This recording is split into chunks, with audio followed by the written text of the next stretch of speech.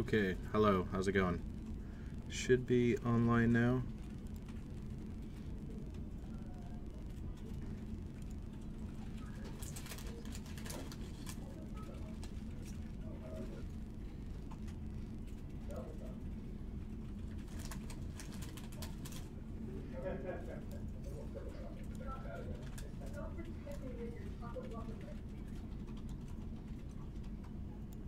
How's the mic audio and everything?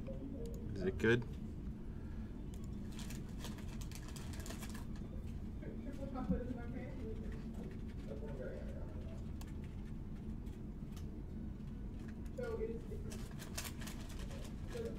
All right, great.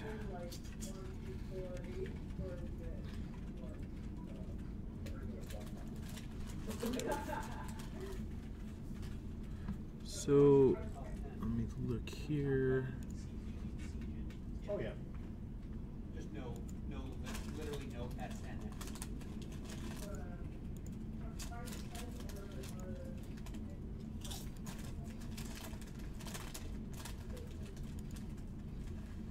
Hello, how's it going, Filmas?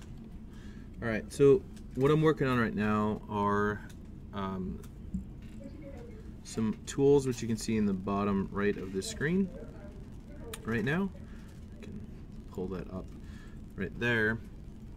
And what this is the work in progress for the content editors, which we'll have for various different things, patch notes, banners, message of the day, patch alert, patcher hero, which you can see this is like the welcome message message of the day box UI that you'll see in game, and this will allow us to create them,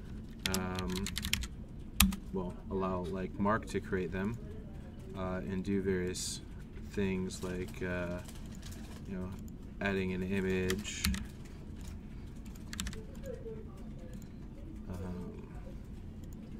which I double click that, and editing it around, putting things in wherever they need be.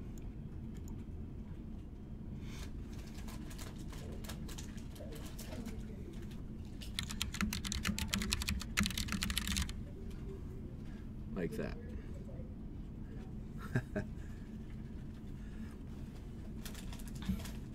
Well, the welcome messages are going to be used a lot more throughout beta to basically tell you what to do in the tests and how things should be done, like what we're looking for and what new things were added and stuff like that, as well as we'll have patch notes and all that. And so that's essentially what this editor is here for, and I'm working on this so that it's nice and easy for Mark and others to edit and add and create these things. So yeah, let's put this back down small. Okay. So what I'm doing right now is I want to add in a video.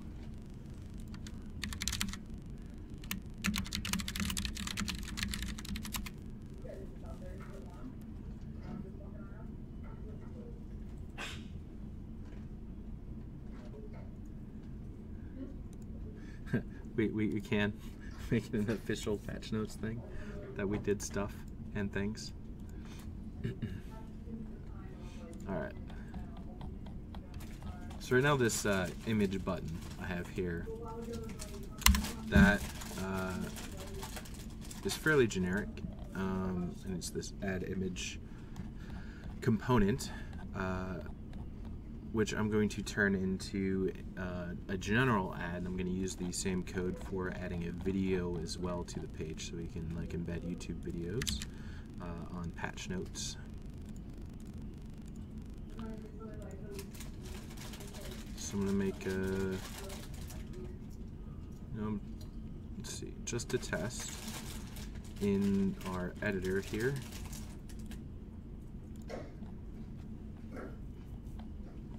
We have the add image button.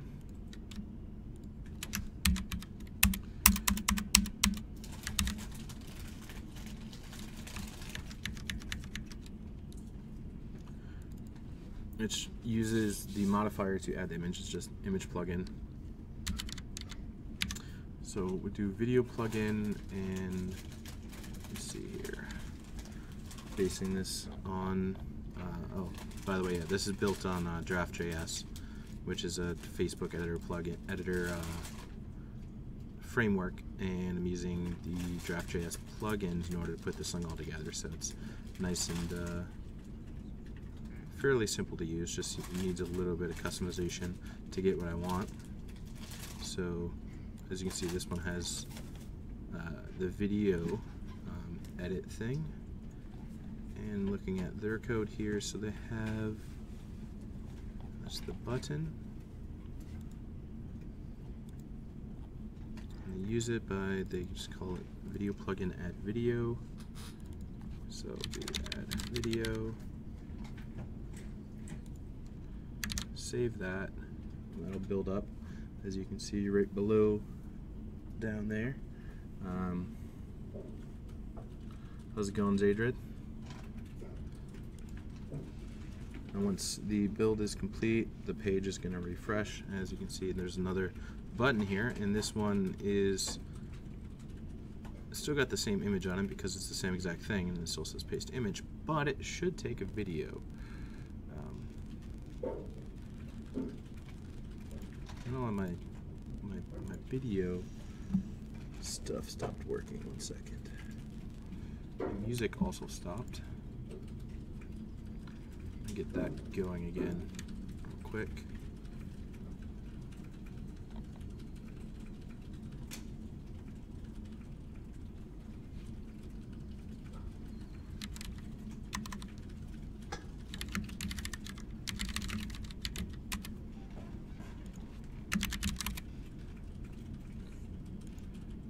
There we go. And we'll get a YouTube video. Open up Chrome again. Okay, so for YouTube videos, we'll just pull something from our CSC page.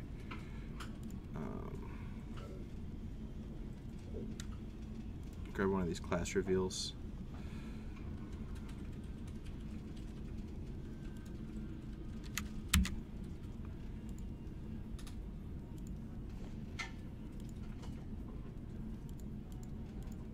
So, let's see if this works. Add that, and we get a white box. It's not exactly what we're looking for there.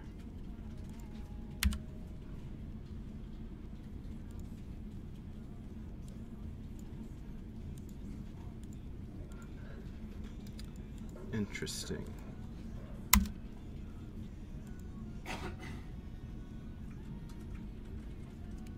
Yes, music is very important. Alright.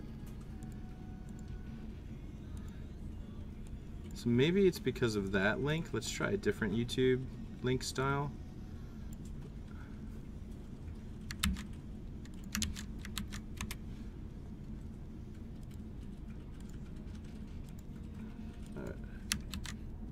Add. No, still just a white box. You can see that the image one works like that.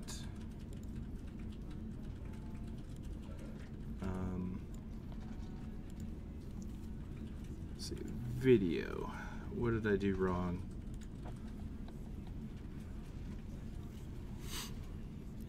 Hey, how's it going, Attack Helicopter?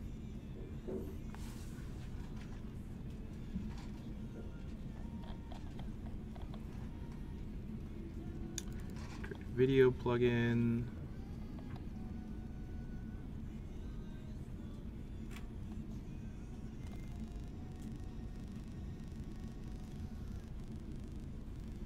Let's try it without decorators just to see if those broke it. There's a video plugin. Plugins.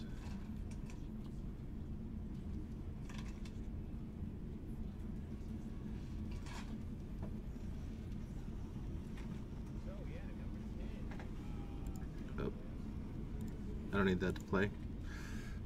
Alright.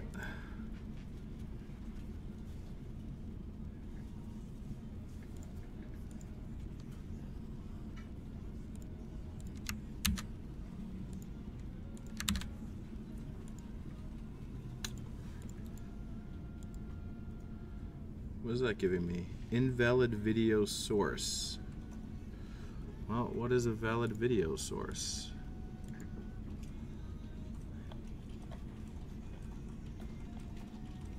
In their examples here, they have YouTube, this video right here. Whoop, didn't mean to full screen that. So that one works on their example page. So let's try that here.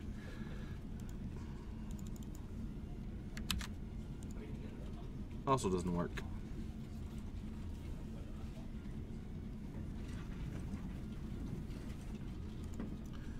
Well, I mean, I don't know what early Java looked like.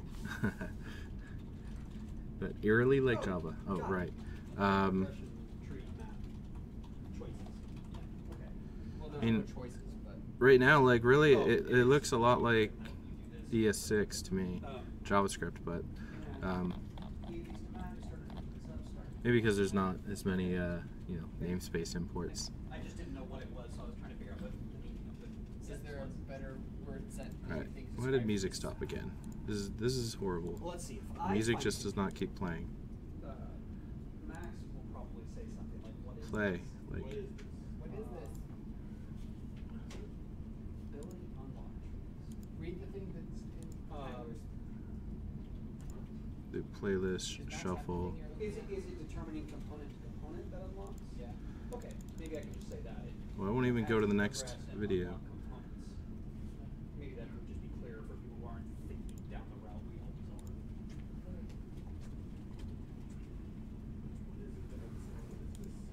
are. All right. Well, typically, I've noticed that what happens is for the top 10, if I'm writing. So again, we're getting. For the engineering side of things.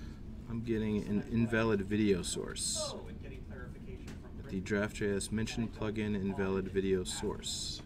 And then typically what ends up happening is then you go. Does it go me huge? I go, yeah, I asked that, and then I re-explain it to you, and you go, yeah, but we didn't actually change the text. I'm catching myself this time saying we should probably change the text so it actually makes sense to anybody. Cool. JS video plugin. Create video plugin.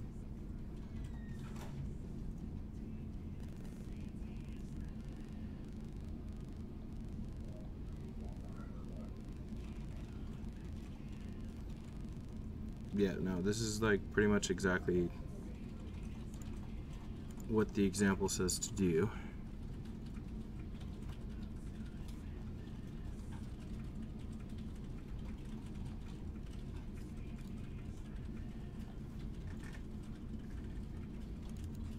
I'm using the beta version, which gave me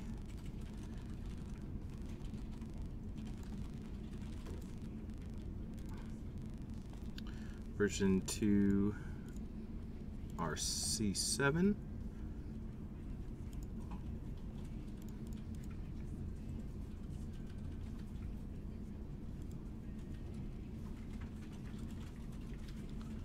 Which is the latest version. So let's look at the code. Create video plugin.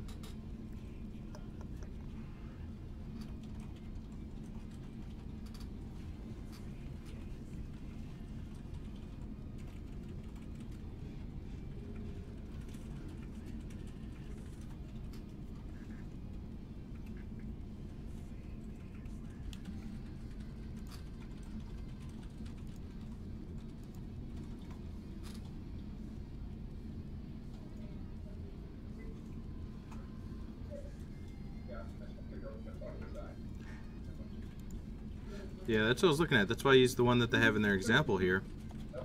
Yeah, so as you can see, like, that works in their example, and I just used the exact same source right here.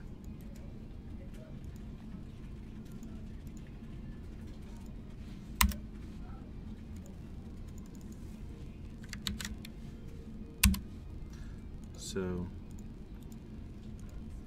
and that just doesn't work. So I'm just going to look through the source code and see why it might be weird.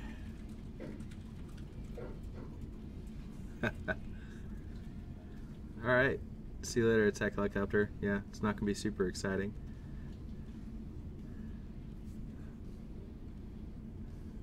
Hello, long name.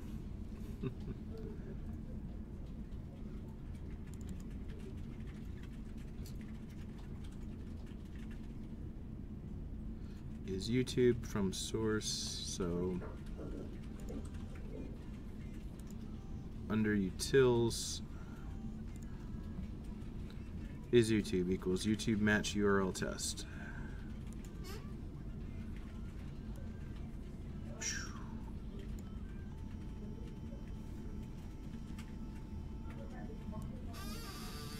So I get to do this. Whoops.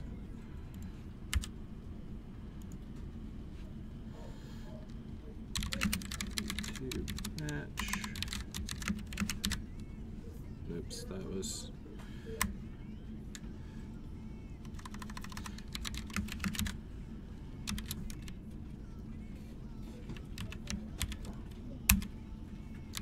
Alright, so we have the URL and then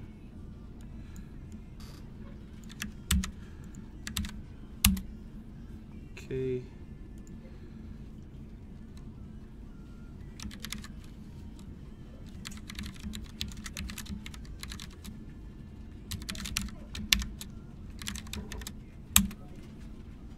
So it passes as it's YouTube.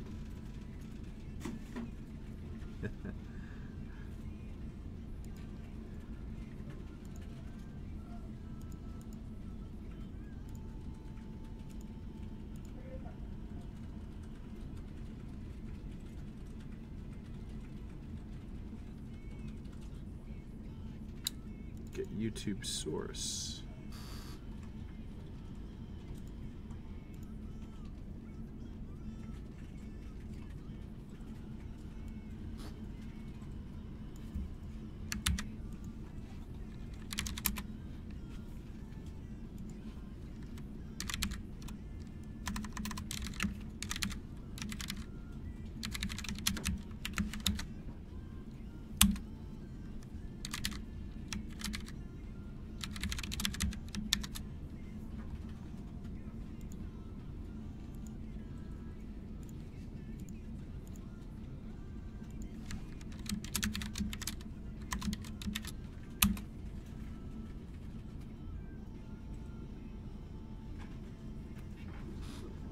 Right.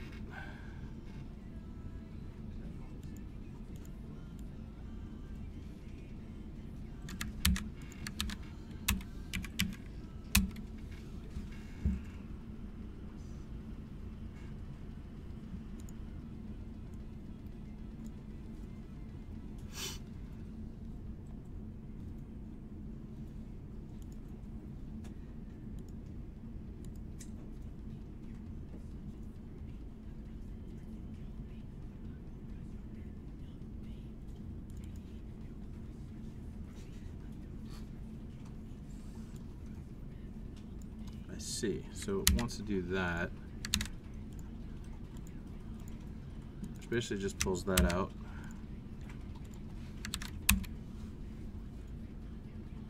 Which works.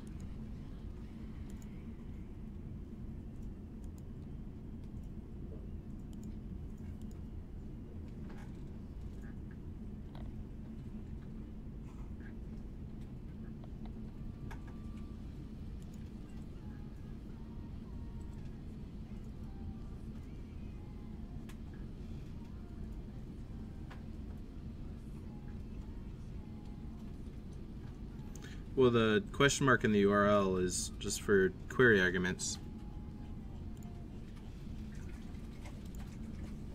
So as you can see here on a YouTube URL, it has question mark to separate where the arguments come in, and then they just have a variable called v, which has the value there, and then and to separate other variables, another variable name equals this value,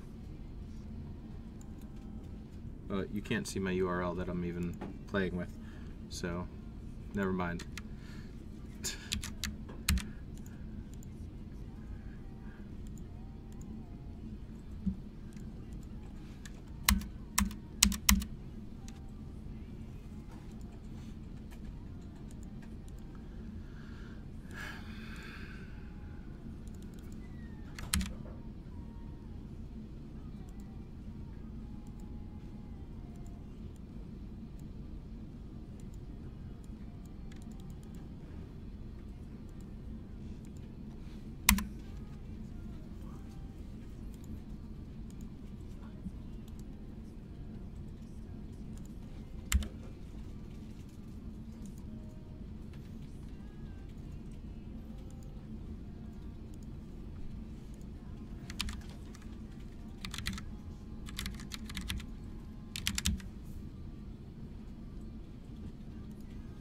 We're just gonna do this.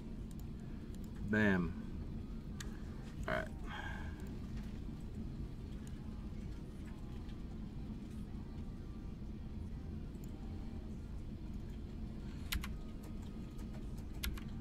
So this failed. Why?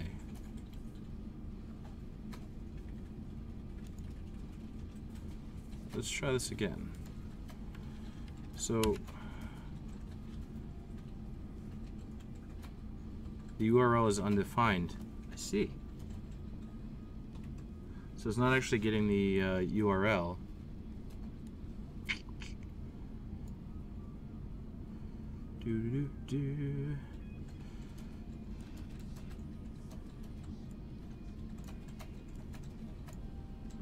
So we can see where that comes from.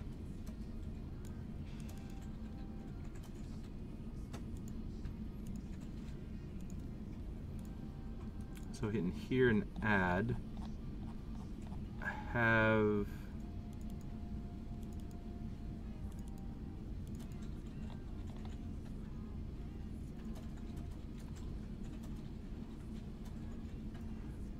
this process modifier. So maybe these aren't actually the same exact thing. That's probably what happened.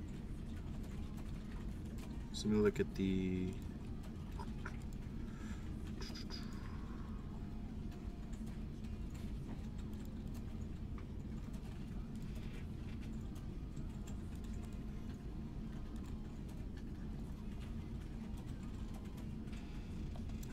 add function has, aha, that right there. Let's set state, add video. Right, so the modifier here for the images, it just wants to take the URL straight up. Whereas the video one wants to have a object with the source value. So I'm going to have to modify this a little bit.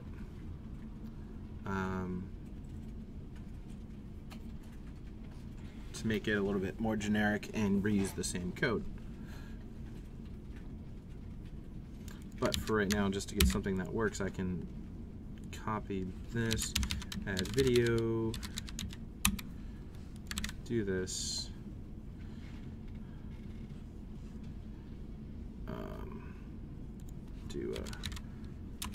Get an icon real quick. Video from Font Awesome.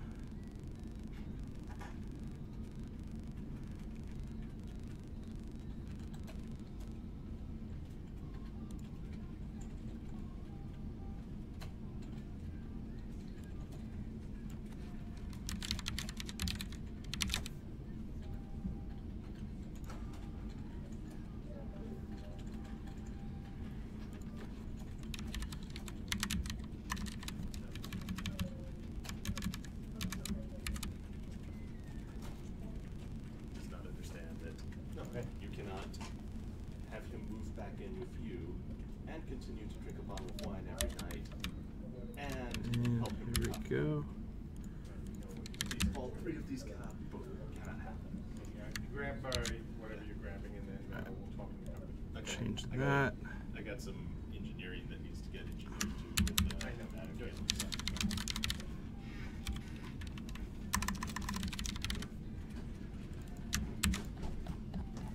It'll be quick.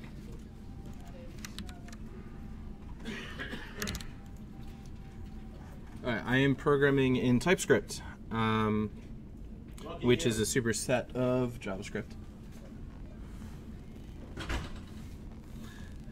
So this is for is web development stuff for front end web development.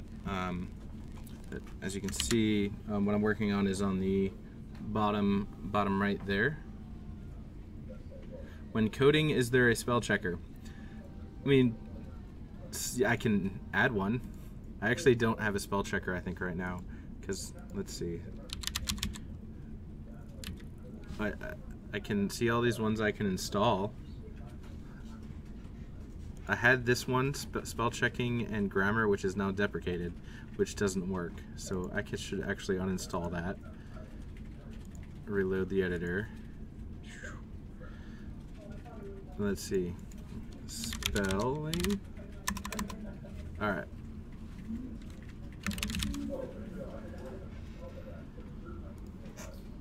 See, all these spell checkers I could use. How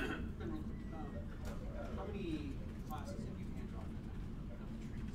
All of them. Really, all of them already?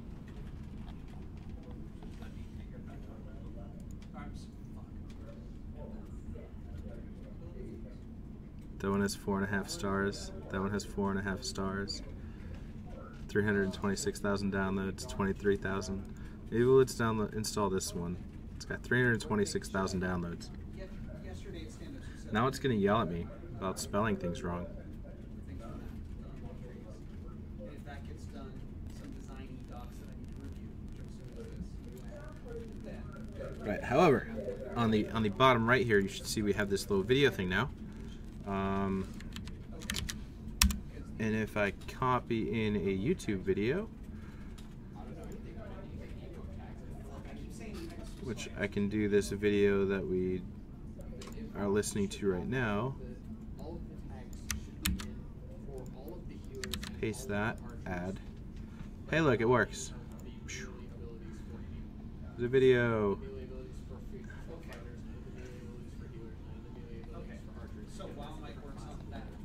Doesn't quite fit so well, but that's where we have these other plugins, this resize plugin. Alright, now I'll reload my window. Now that I have a spell checker installed. Hey, it's not telling me I spelled anything wrong here. Alright. What I need to do is on the create video, right here, I need to add in the decorators. Decorators, which are the resize plugin, the focus plugin, and alignment plugin from Draft.js plugins. See, it doesn't like the linkify or resizable. It's spelled wrong.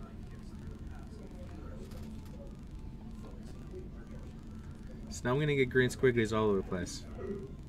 Alright. So let's add a video again. Whoa. Double clicked that one. Alright. My mouse double clicks sometimes, which is a bit annoying. Alright, so I should be able to resize this. I'm not getting like a little resizing things. Give me a resizing thing.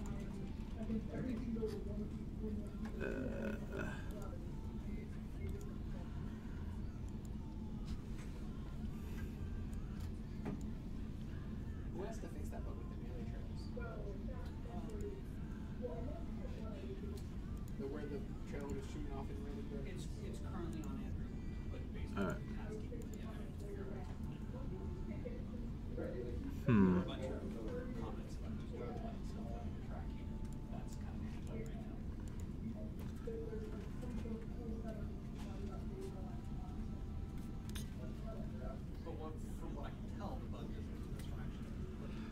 Well, this is the video we just listened to, or that's the one we're currently listening to. I can play it. I have to stop that one. Oh, no, stop with your full screenness. Alright. Yeah, this mouse likes to double click a lot now. I think I have to get a new one. So like it'll like full screen videos on me and stuff. Boom. Yeah, so the video plays. What doesn't happen is I can't resize it. So like images, so I'll show you images here. And using the same decorator plugins, I can get like a little stretchy to resize a little on the edge. They're tiny, big images. And it should also have an alignment plugin, so I can say center it, go to the left with text, right with text, or just center it, or just on the left.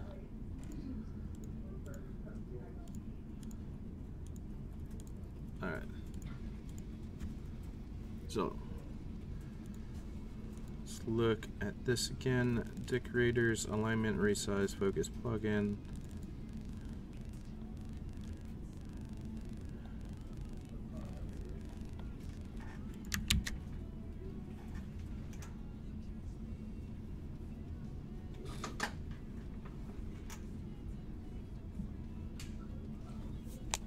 Oh, hey Zadrid. Yep, this is for yeah, internal web content tools, like the title says.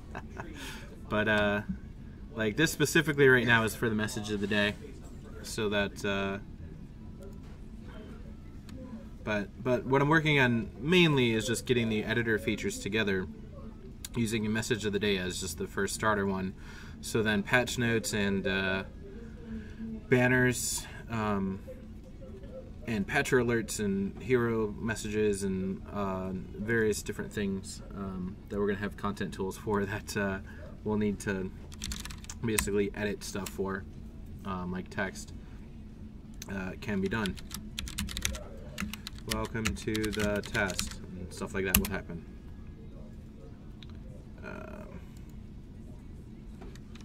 Do stuff. Test more things.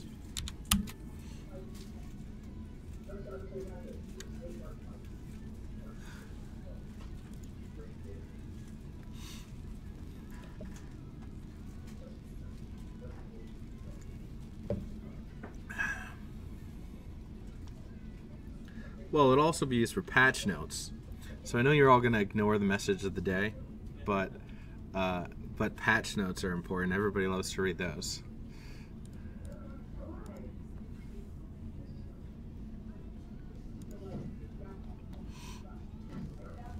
All right. So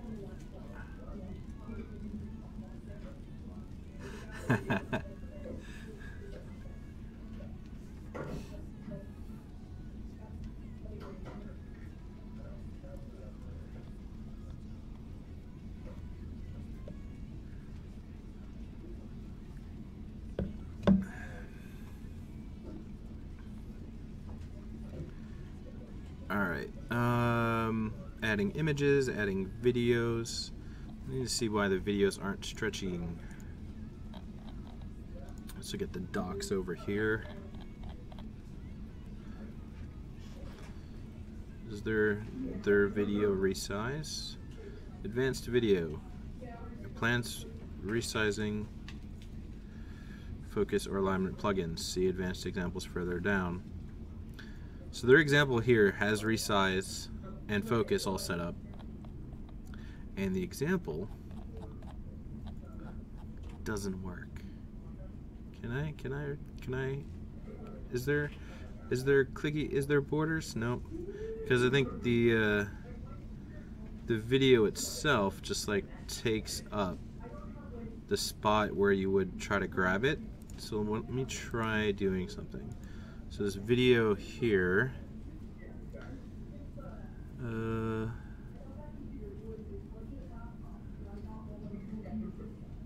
right, so,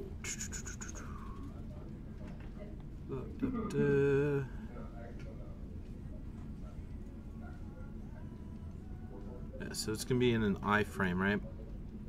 So let's see if I can just give it like a little bit of a margin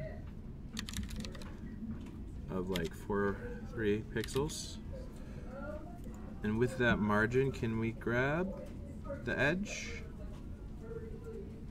Nope.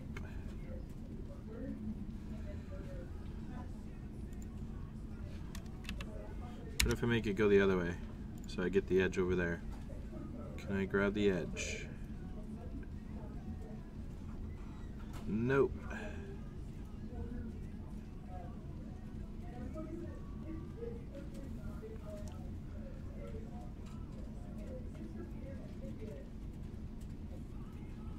Well, iframes are how YouTube video embeds work.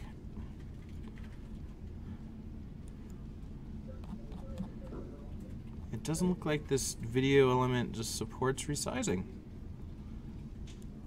I'd have to edit the actual plugin.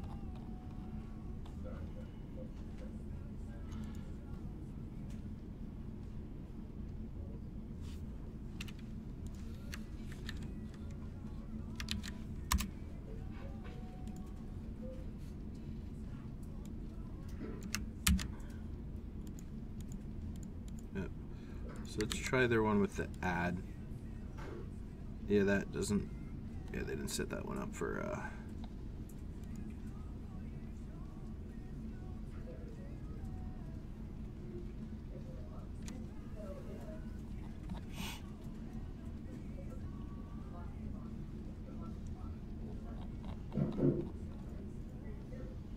Yes, they do have the alignment working. Although that's awkwardly working.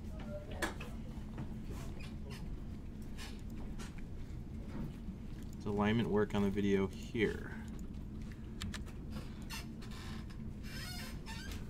2. No, stop double clicking. Are you currently streaming? Yeah. Are you gonna be streaming for a long time? Yeah, why? Do you need something? Nah, we can talk after or first thing tomorrow. Oh, would. Okay. I wanted to talk about Dev UI and just design needs, but I can talk to.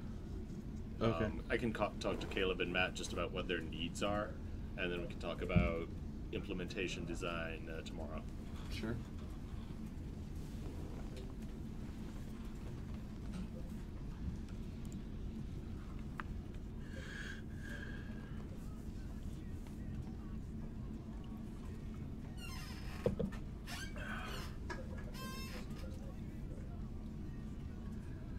All right. It just seems like none of the decorators are even just working right now on the video. So I could try just like a full stop my build and rebuild and just see if like that is the issue.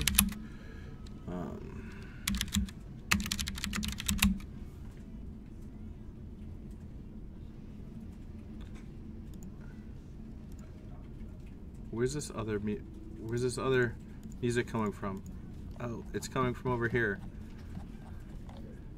Stop it.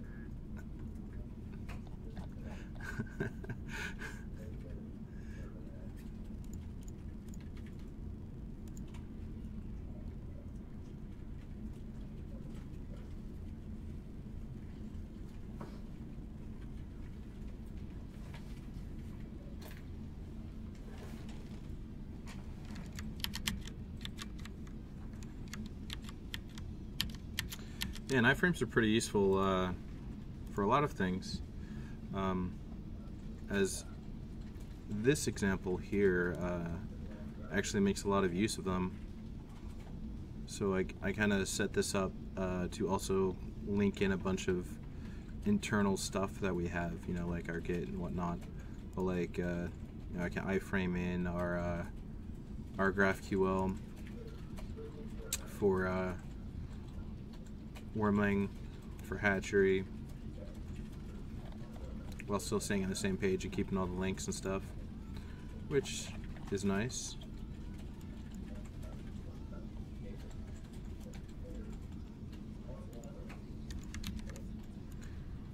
YouTube video.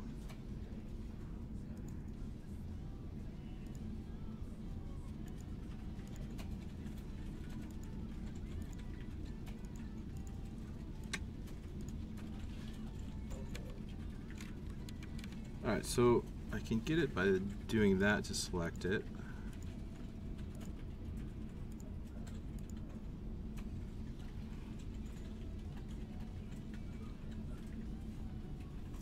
You look at the image resizable and see how that works, because I might need to just do some maybe some thicker borders or something.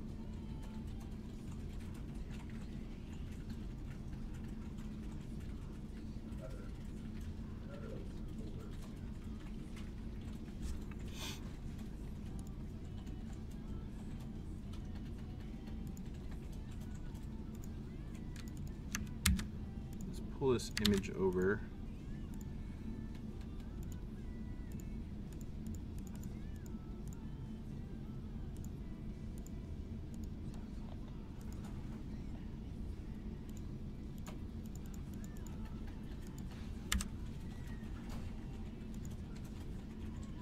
It has broken.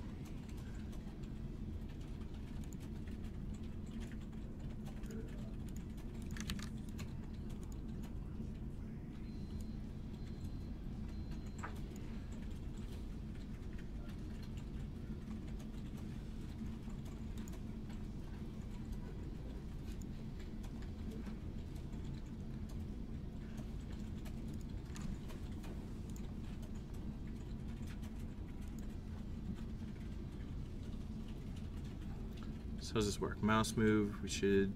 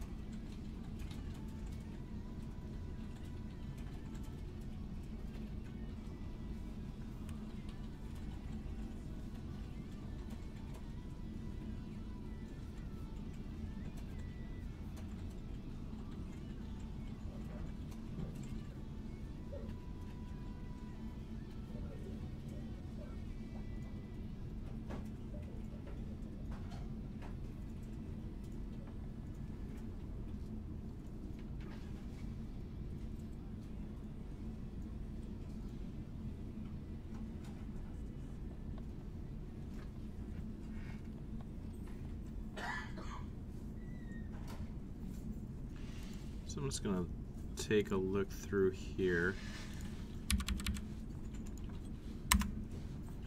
on the video.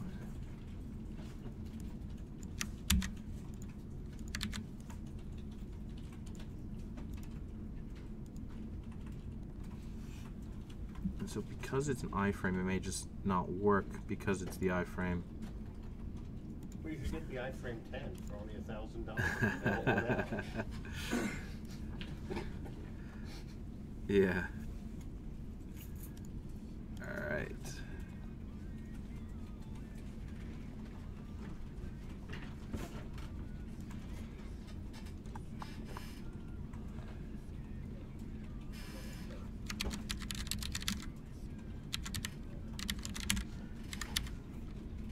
All right.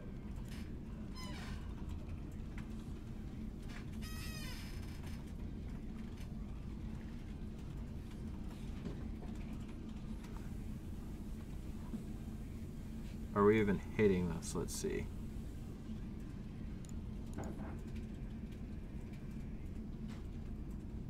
We're not even hitting mouse move. That's the problem.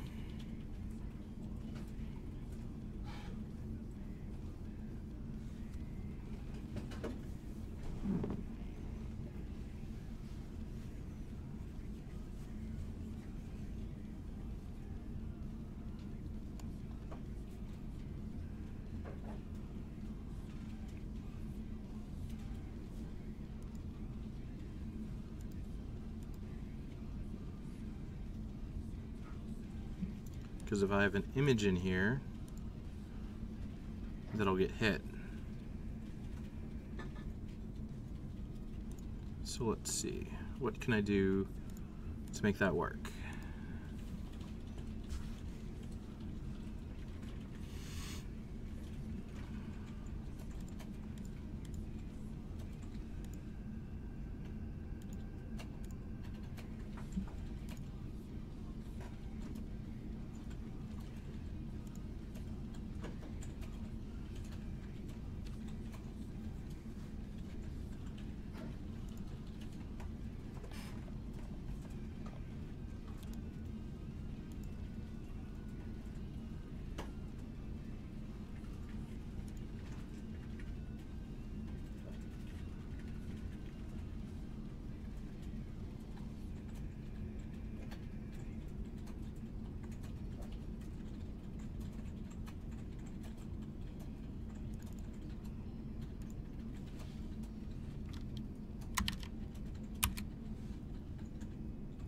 Hit it if I have a frame border.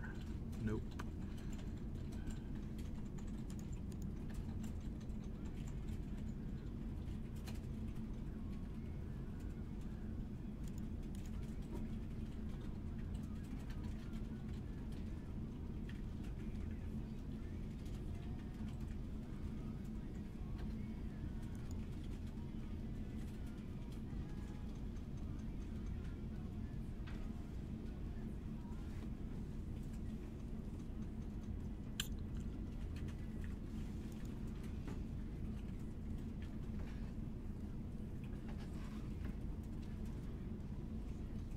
What I probably need to do, and what I could do, is add a transparent div over the iframe and pass through mouse events, but I can still handle them.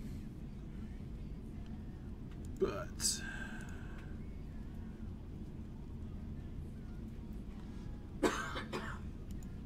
that would require me to basically not use this plugin and write my own.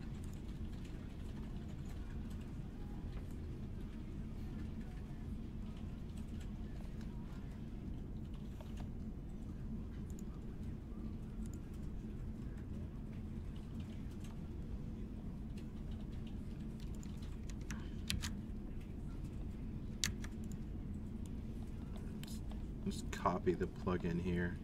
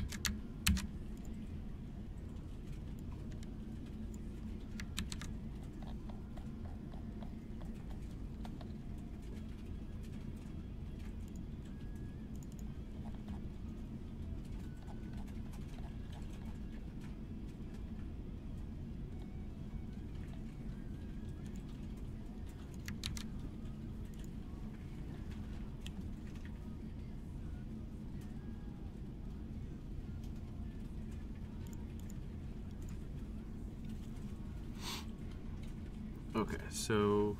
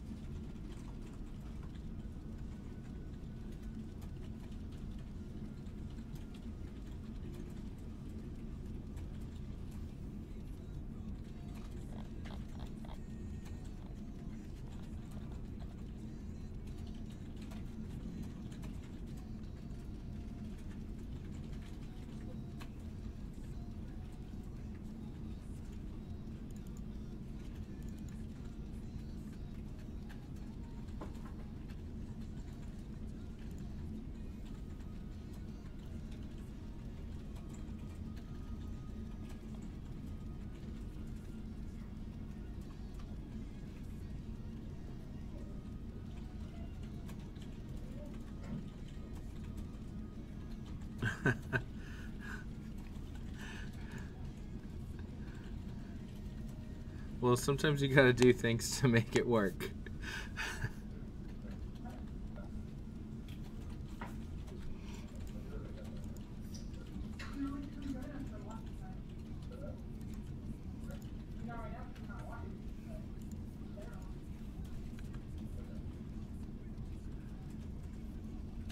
So, what it looks like we're doing here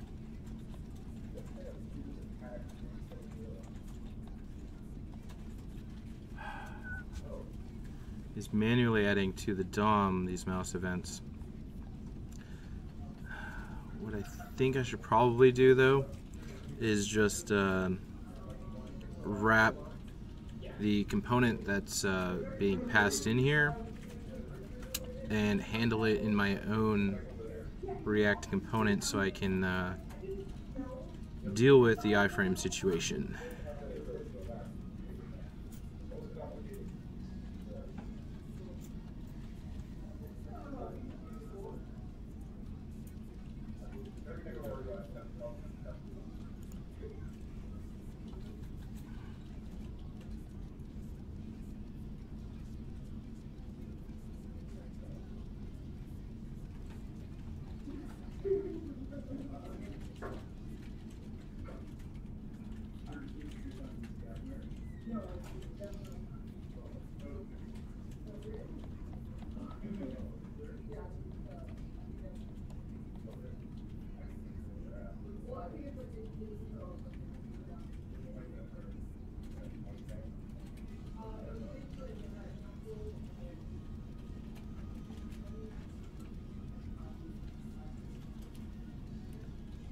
We can definitely do this without finding the DOM node comments here. Because I can get the bounding rect by just using a ref. Well, you can now at least. I don't know when this was written. This plugin. Alright.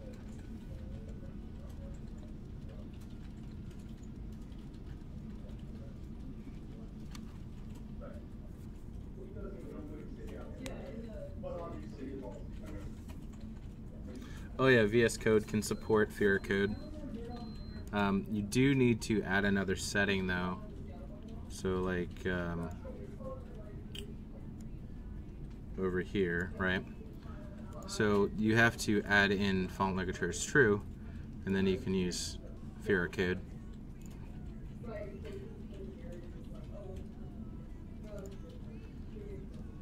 But yeah.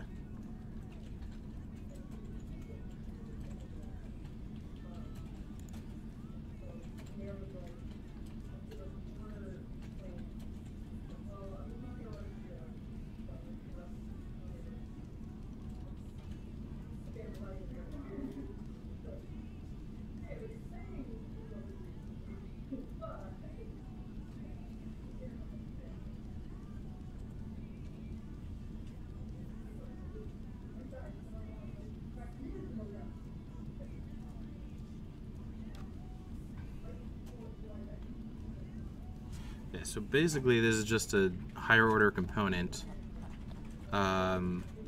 wrapping and adding functionality onto the contained component.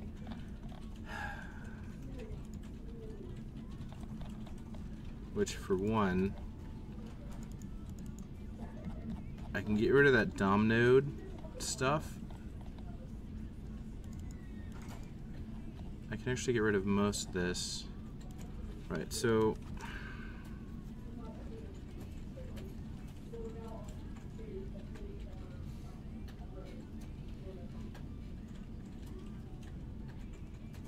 what I can do is have an element with a border.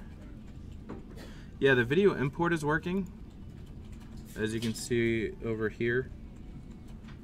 What's not working is the resize plugin.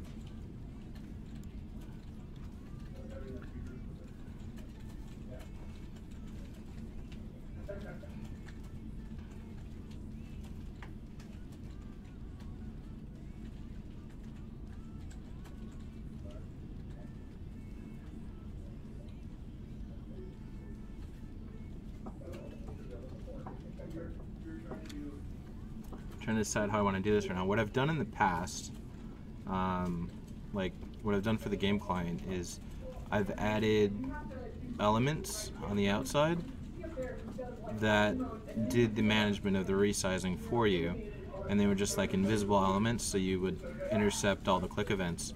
So you would lose a little bit, like, and I would do it a little bit on the outside of the element, so you just have like a, you know, a few pixels of extra invisible div on the outside, and then you can use those as handles essentially to do the drag, because on the inside you wouldn't be messing up with whatever the iframe is.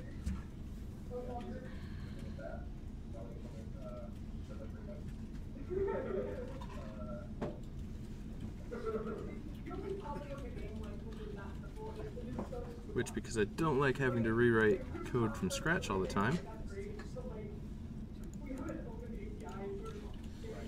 let's look at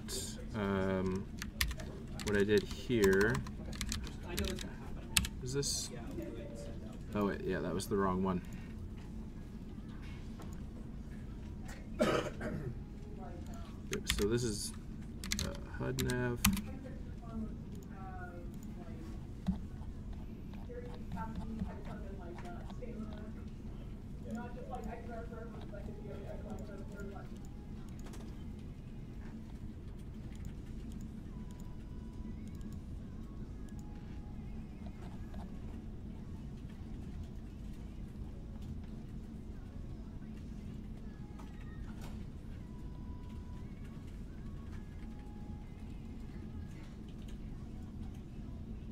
Could essentially do everything I've done here, which this component called HUD drag here, which is quite a bit of code,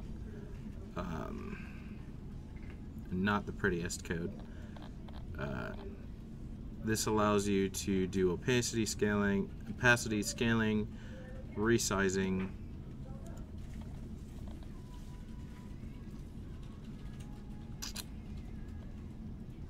as well as snapping to a certain layout position on screen.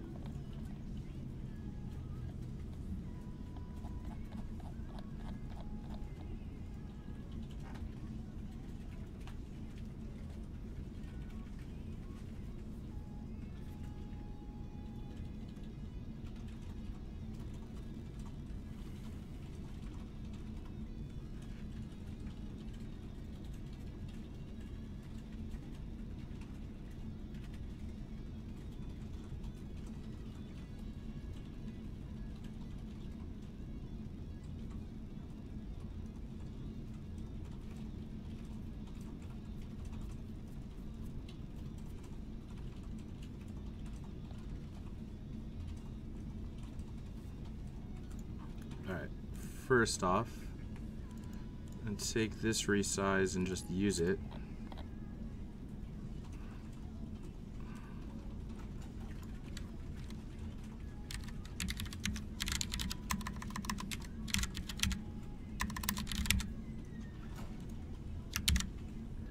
And just make sure that it still works. I mean, it should. I just copy pasted all the code. Decorator does not exist. Thank you.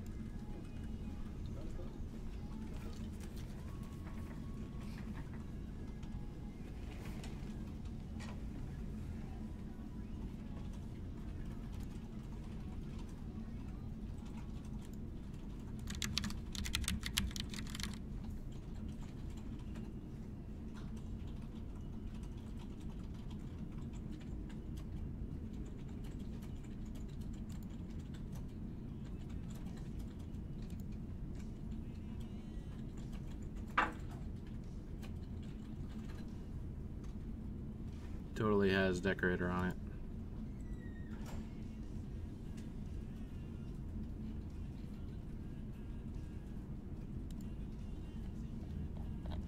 That's probably because this was a default export as well. That's why.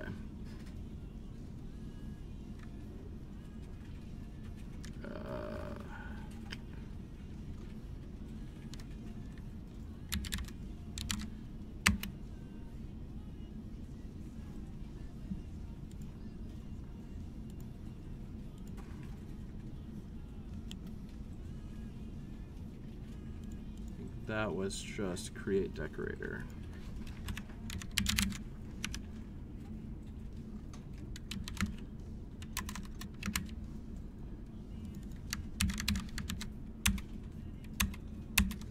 There we go.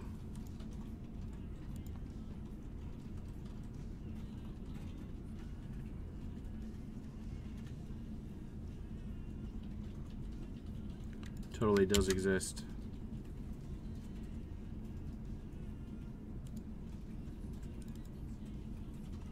All right.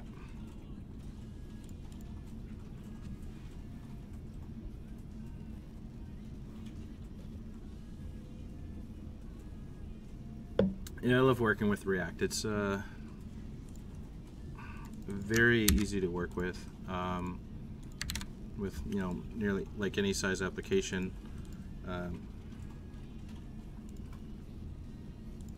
Okay.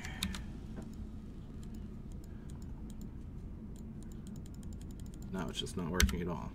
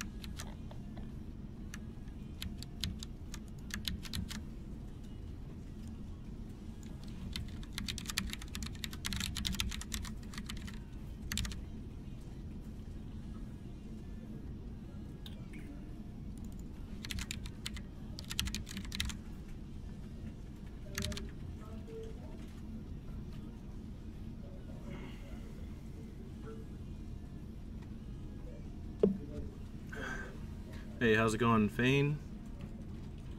Working on some tools for content, adding content stuff to the game for like text content, patch notes, and messages of the day. Alright, I'll worry about fixing resize later because it's actually not a huge deal to get this messages of the day stuff in. So what I want to do now is, now that I have, you know, a usable thing where we can type stuff, edit it,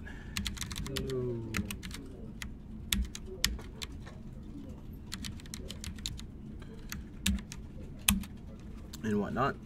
I need to be able to save this stuff to the database.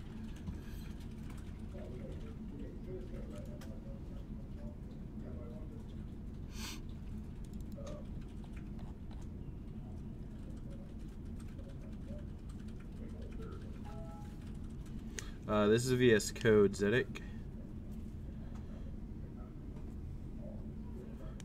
Zedlic.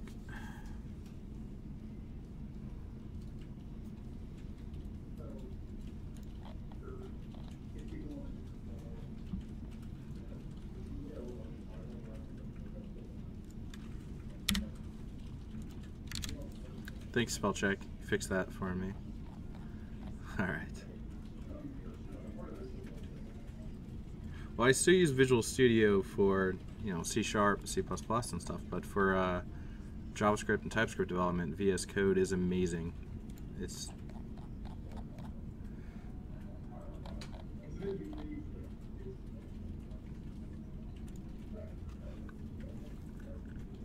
all right. Can I like add this word to the dictionary? There we go.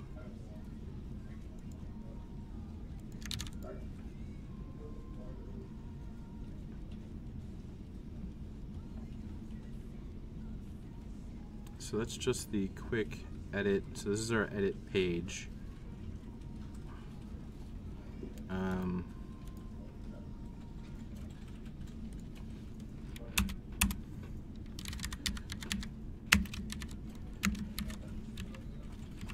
It's going to be from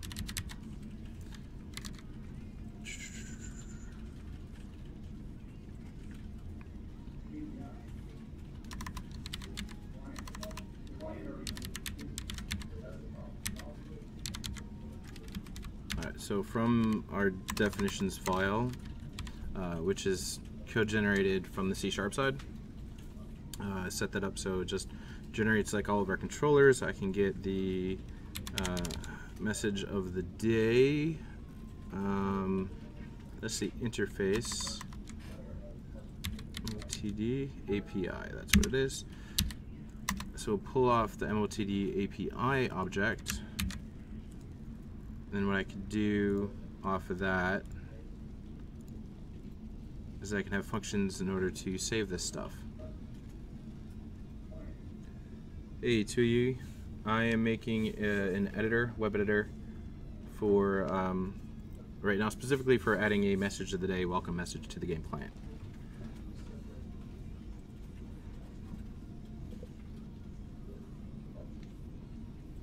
Well, wake up, Pete. As far as Atom versus VS Code, making the switch, my opinion is you'll deal with the setup very quickly. There's not a whole lot of setup with VS Code. Almost no setup. You don't even need any plugins. The ones that I have are mostly themes or for doing reading C# stuff or spell checkers and whatnot, or some snippets, but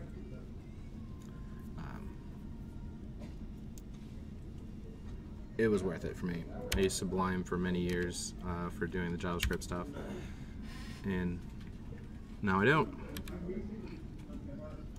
So let me just do a real quick button save.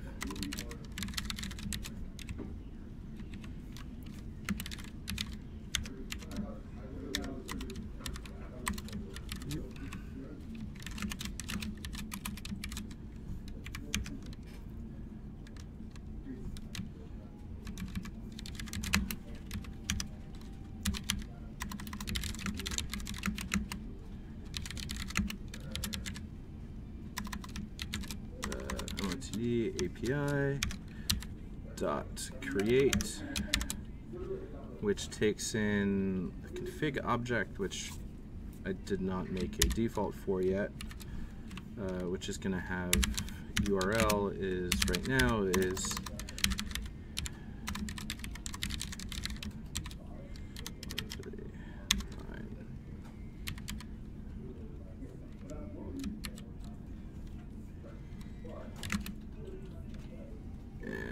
a message of the day object,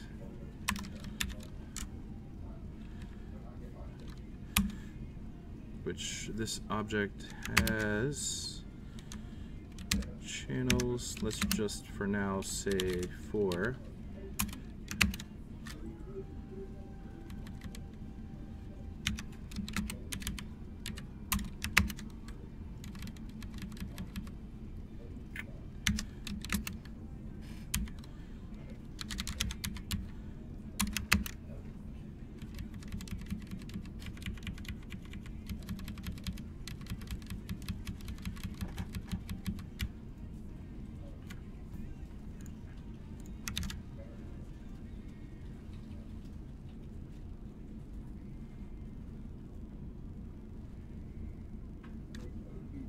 Yeah, that's not actually what I want.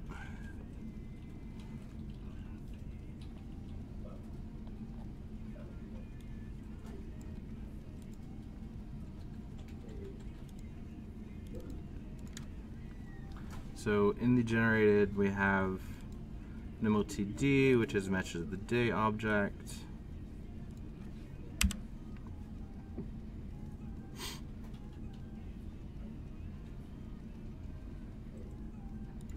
Wait, we have 2?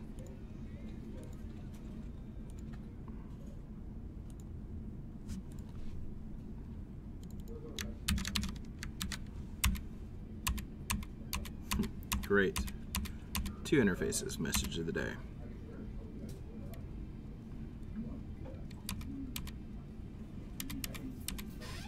Problems with code gen that just finding out now. But this one, so we have title, HTML content, duration. A lot of these I don't actually need.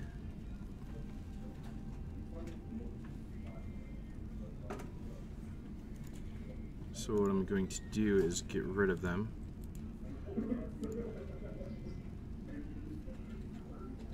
shut down the API server that's running. Alright, so message of the day. So the two we're getting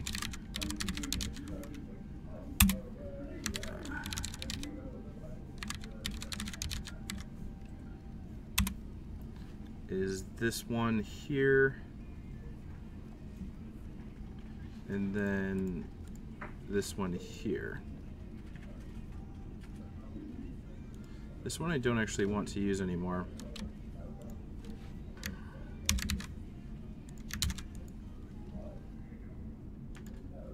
And then this one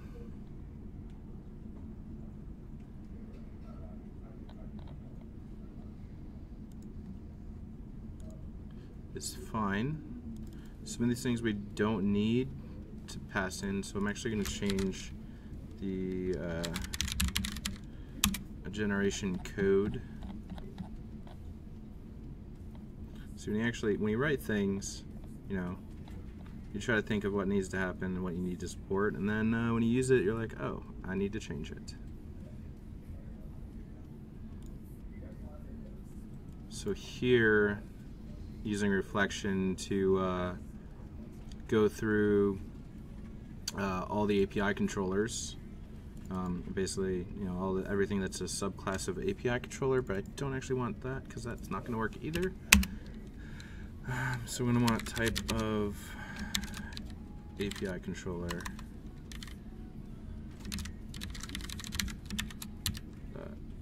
is assignable from T, because that was a bug. And here what I want to do, we're taking, you know, login token, params if we want, and then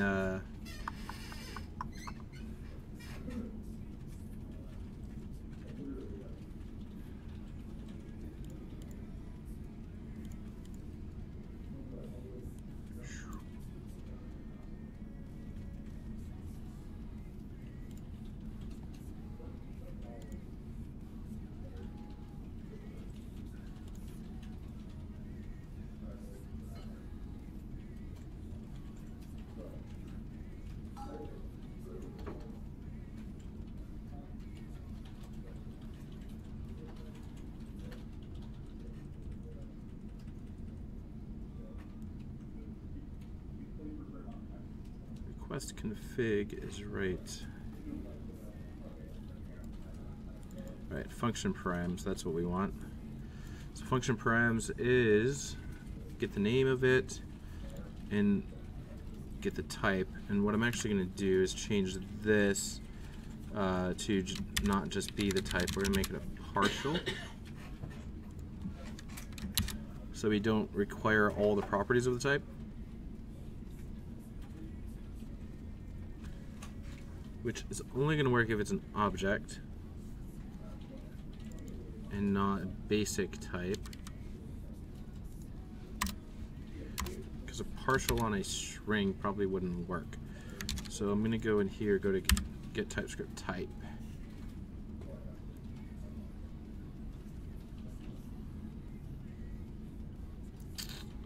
Collection is generic type is constructed, get converted type name.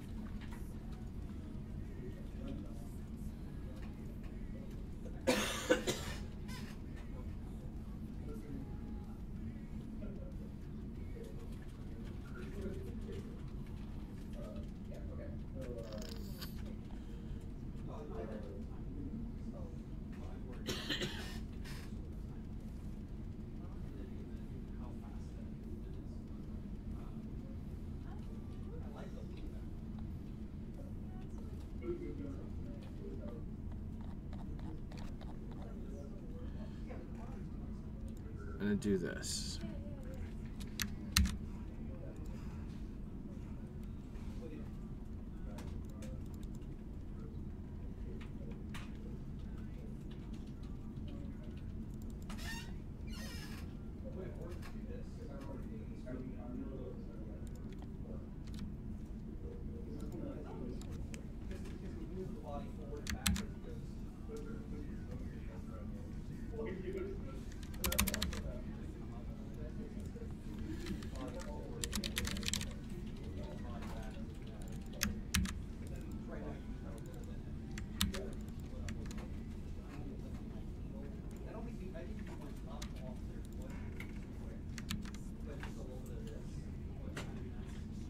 what I'm really going for.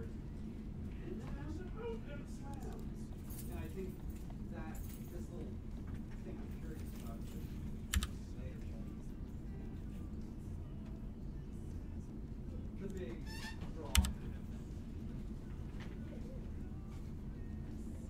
Because if we get this as a standard, let's say, we'll do the primary slow. That's where this, the overemphasizing and strengthening of that hot is really nice. Let it go. And with short, you just do it. Okay, that's where I was thinking. Let me just see if this causes problems. Probably does, but I'm always, my gut reaction always comes from timing and getting those codes. That's where my so what if I do? okay.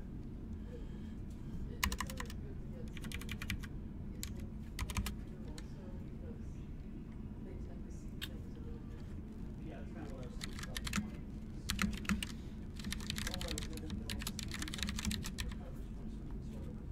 about. So it doesn't complain. Just this like tension part, that's what I'm worried about. I could totally wrap everything in partial and it not complain. It still comes out as a string. A partial string is still a string. Alright, so I don't need to do any like craziness. So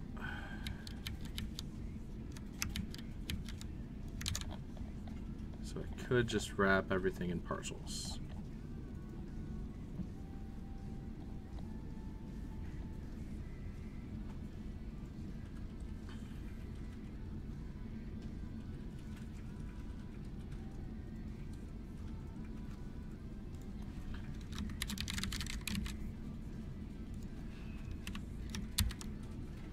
And the partial just basically makes everything optional. Alright, let's build. While that's building, I'm going to cancel my Webpack build over here.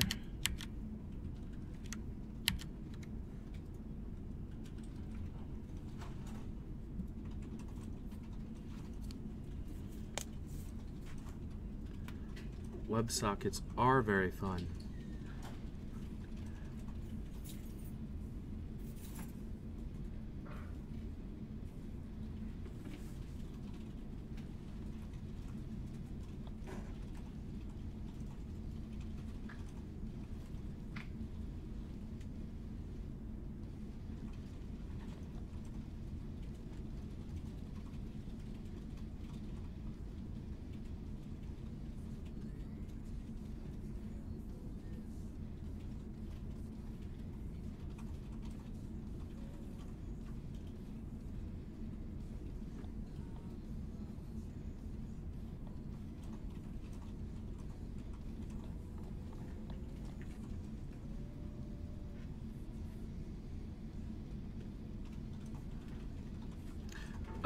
No, I do it directly on Windows. As you can see right below my video here, there's a Commander console, and I just use the npm scripts to run it all. Well, but technically I use yarn. So in my yarn install script right now, as you can see, it's downloading GraphQL stuff, and then it failed because my server wasn't running, because it downloads our generated TypeScript files, that definitions.ts, directly from this server, which if I open up in the browser here,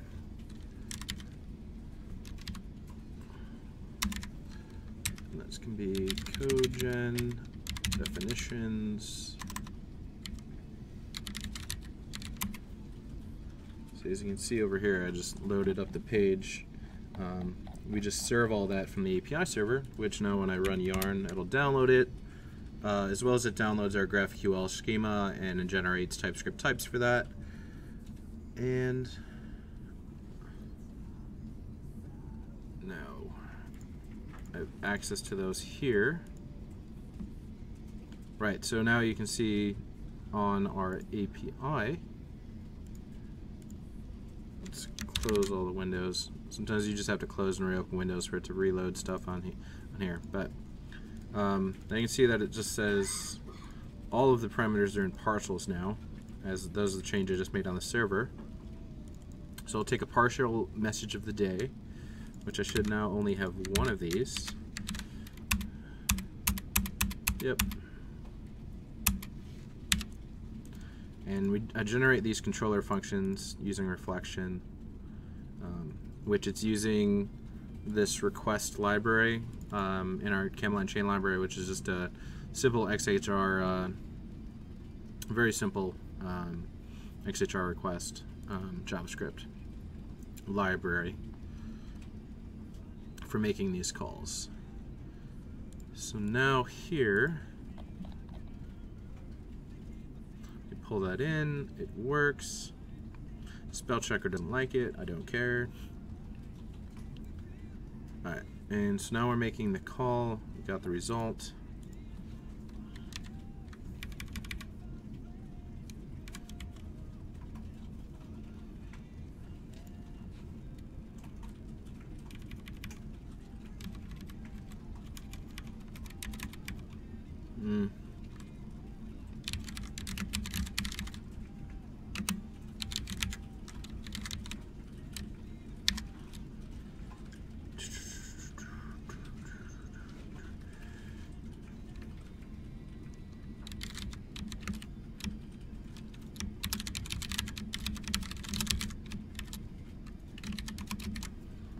Going to write that in a function up here. I'm going to import this in as well.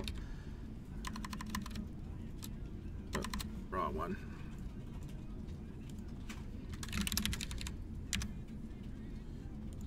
And I'm going to just move all this up.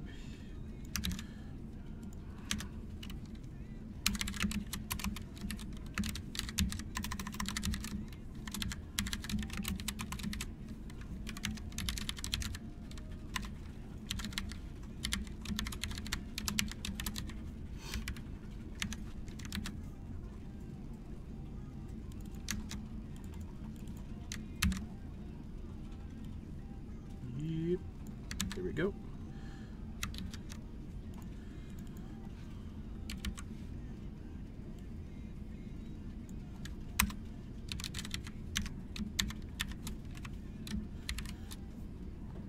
Which we'll get that MOTD from somewhere else later.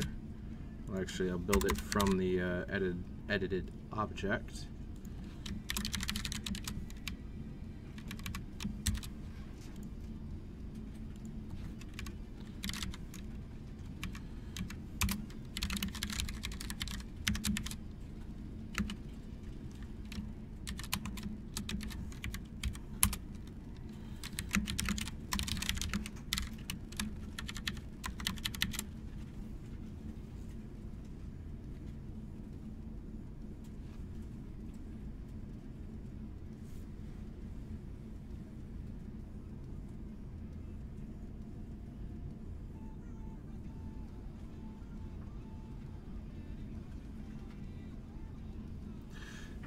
Yeah, we definitely had hiccups getting our build process set up. Huge can totally attest to that, as he's been working with us pretty closely on throughout all of our growing pains. But I think we're pretty solid now. Our build process, like for this one, I use NPS, so everything is just in this scripts file. So it's not a whole lot of stuff. And see in the package JSON, we just have the start runs NPS, and I have a post install that I run typesync to download typings, NPS GQL to run the GQL script from NPS, and then the definition script from NPS to download definitions. My Webpack config is super tiny, but I haven't set up like hot loading or anything like that. I'd like to get that eventually, but it's just pretty bare bones on that. And then here, you know, the GQL script here downloads all the schema, generates all the stuff.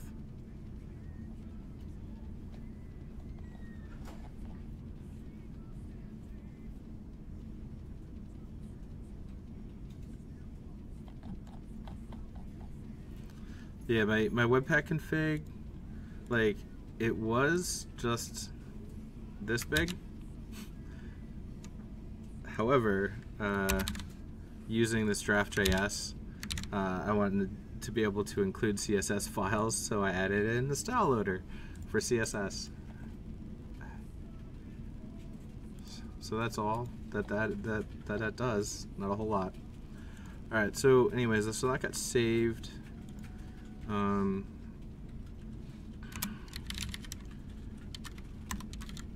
Yeah.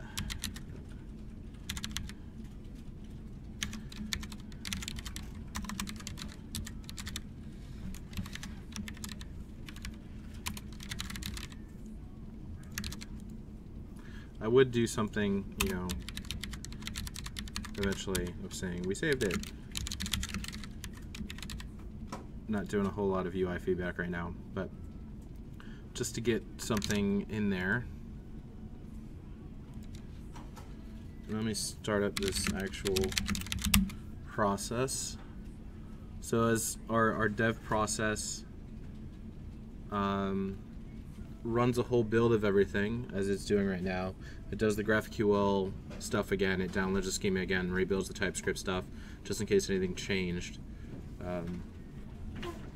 It then does a lot of copies of all the additional files, does the builds, does the TypeScript stuff, does some Sass build, and then it spawns off a HTTP server, there a live reload server, and then it watches. I have 3 watch tasks here: a GraphQL watcher, a TypeScript watcher, and a miscellaneous files watcher for, you know, if I change an HTML file or a CSS file. And then, you know, it's here, it updates. I'll have this save button, which right now the save button actually doesn't interact with this form. So if I click the save button, it says we saved it. So it seems to have worked. Our server took in channels, HTML content of empty. So let's check the database.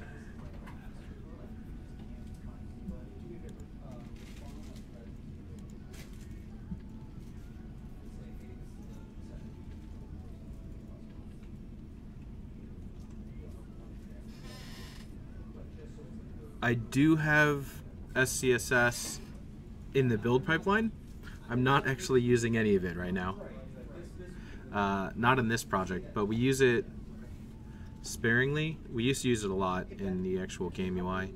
Now we kind of use it sparingly because we've moved to using Aphrodite for CSS in JS, as you can see, like right here,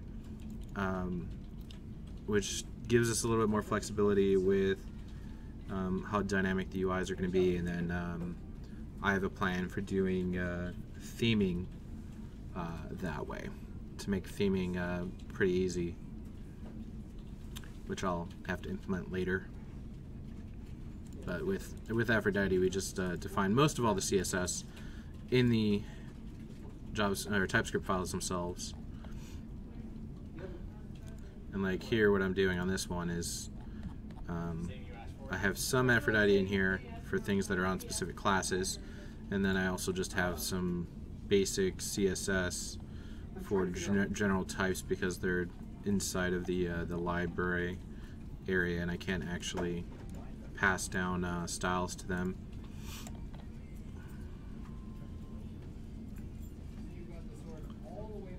Right, so I was opening up our database. Alright, messages of the day. Look, we have one. I saved it.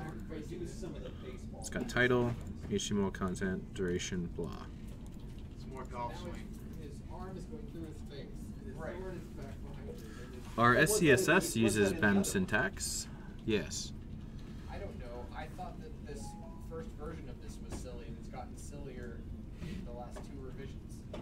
Well, sure, but everybody but you thought this version was better. So I don't expect you to think that a little more is better.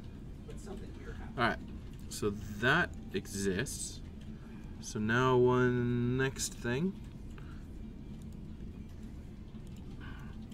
on our editor. The MLTD page is pulling down from GraphQL all MLTDs on channel 4. Just using real simple with GraphQL library thing I wrote last week.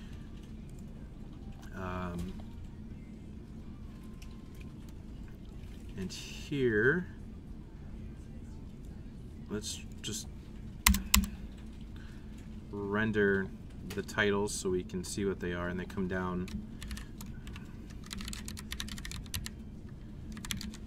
in GraphQL data.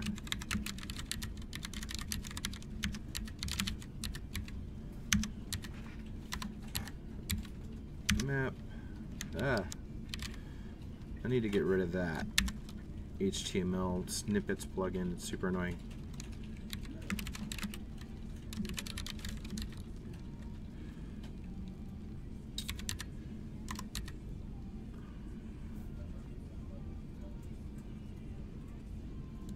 Right.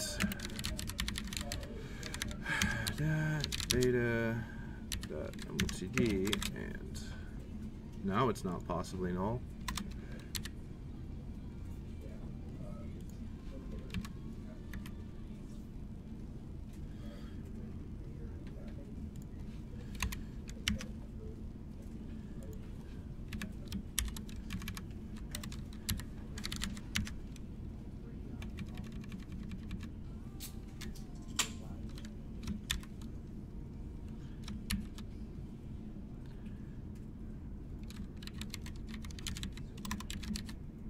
Alright.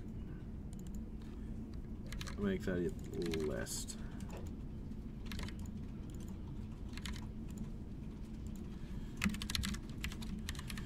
And so TypeScript doesn't complain. We're going to put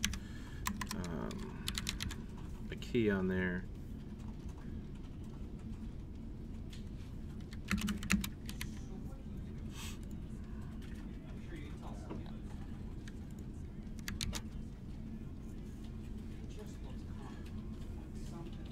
Occasionally, I'll use inline styles. I avoid them where possible. But you see, like this styles right there, that's just actually passing down custom Aphrodite styles to the component.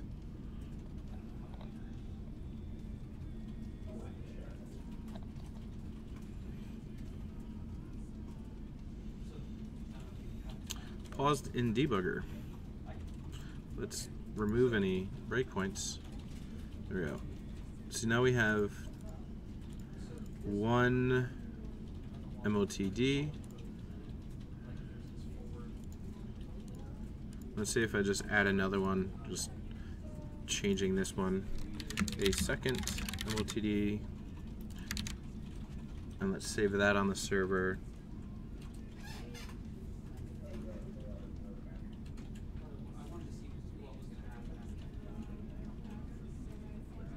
Well, the CSS isn't actually like created at compile time. CSS is created at runtime with Aphrodite, and it adds it to the page. So, yeah, so I added another one. As you can see, there's two now here in my view tab.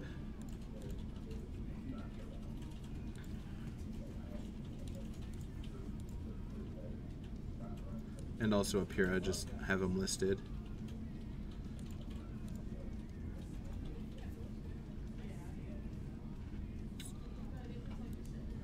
But as far as the way the styles work,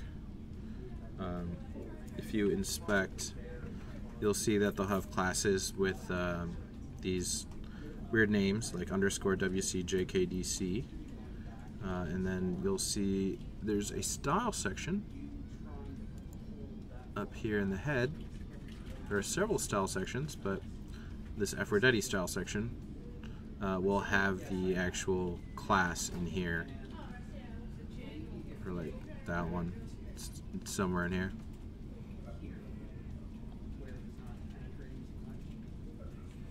So it just adds it to the page.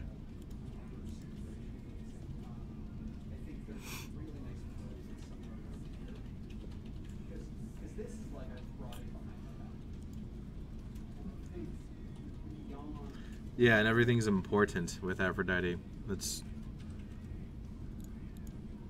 Like maybe just bring it to around here.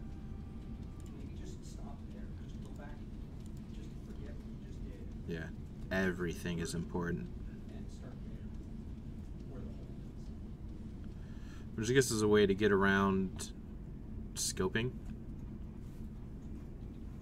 Yeah, Well, because- it is their way to get around scoping. Yeah, because you can't. I think Ben's right. Like it might be just a little bit too much over rotation. Basically getting rid of the cascading from the cascading style sheets. Well, I mean, it still cascades, but you can override it easily.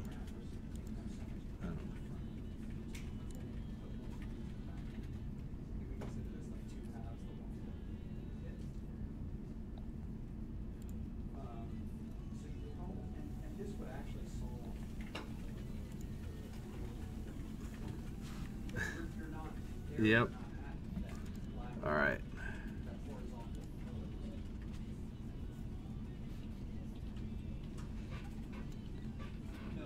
So next thing, we're gonna have a view page. Well, first I'm gonna make the edit page actually save out the HTML. So how do we get HTML content from Draft.js? That'll be good to know.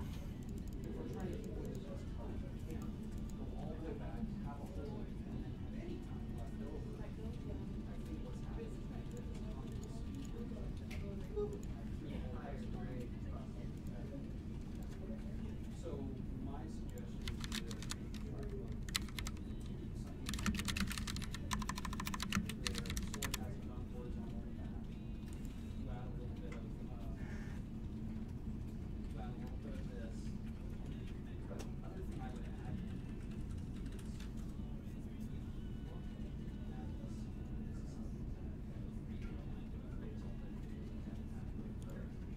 Okay, so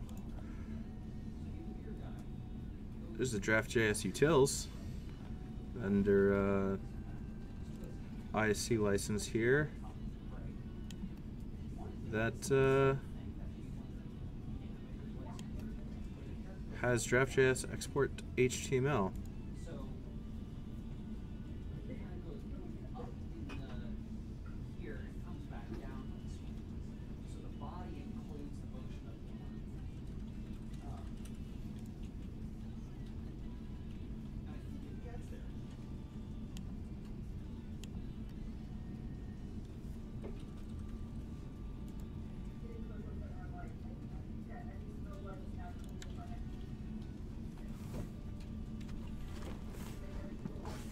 Sure.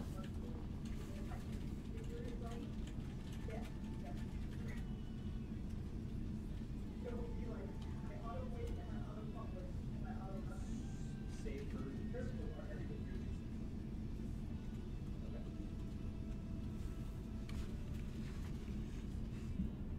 Yeah, I didn't pay attention to that arrow and just one comment. Well, the point of the auto-generated CSS there is not to save on bandwidth of downloading the CSS. It's to make developing the application easier and doing custom CSS easier from your JavaScript React files.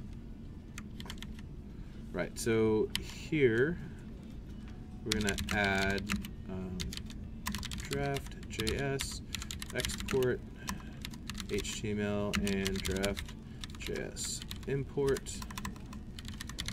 HTML.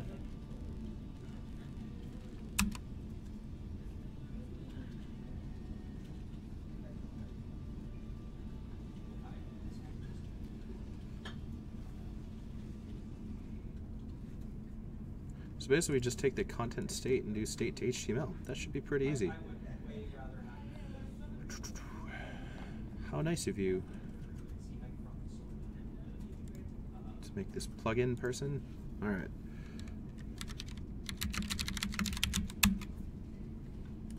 So here I just need to pull in the sword beat down lower so that it looks very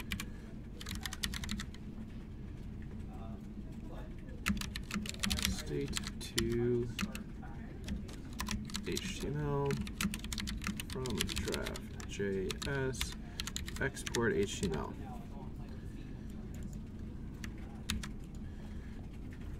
You say that, but sure, but if we're having difficulty getting like four primary things, you're not prioritizing one thing. I need a way to get my state. So let's see. On here,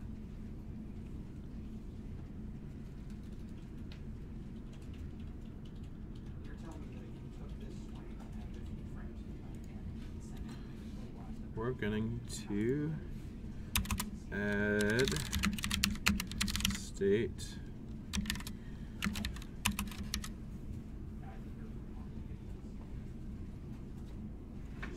Does that work that way?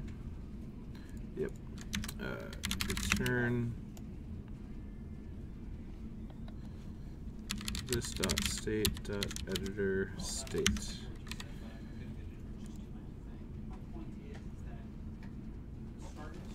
Yeah, it's not going to work. Get state. I'll just do editor state. There we go.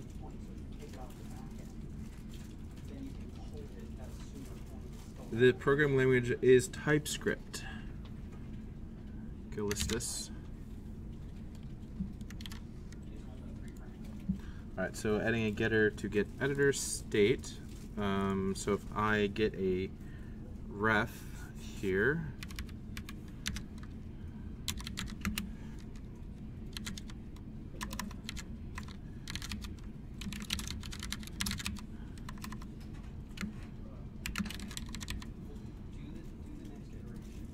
this probably won't work as a stateless component, but we're going to try here.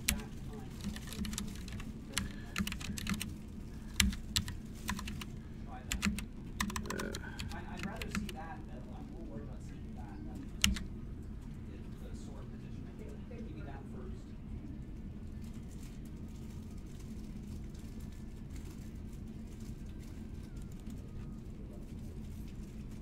Let's try it then.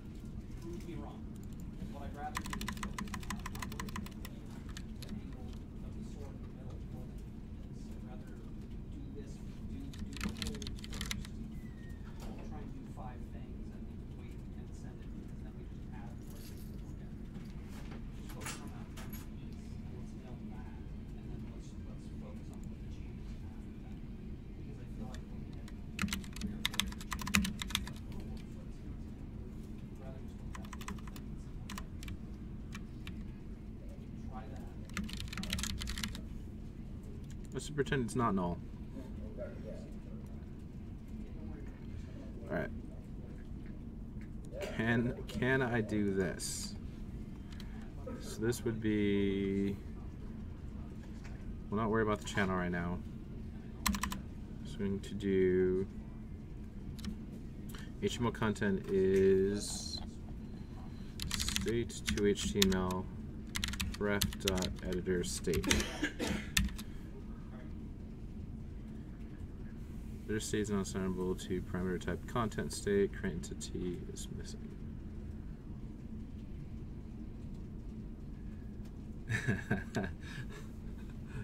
Yeah, I know what you mean when watching programming streams.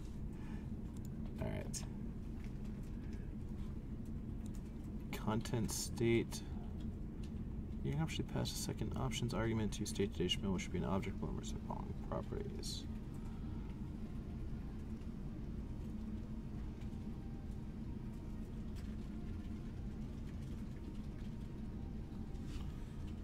State dot get current content. Is that what it content? Yeah, there we go. Okay.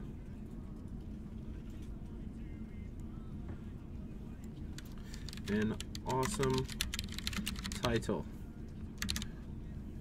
Will this work? Let's see.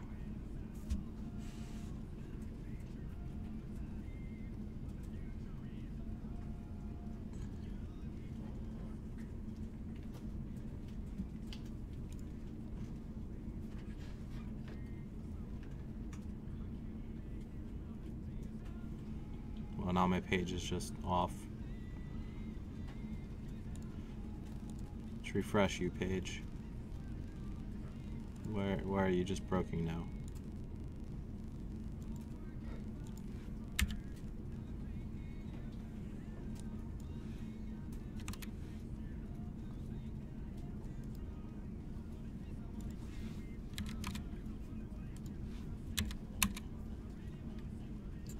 My server crashed.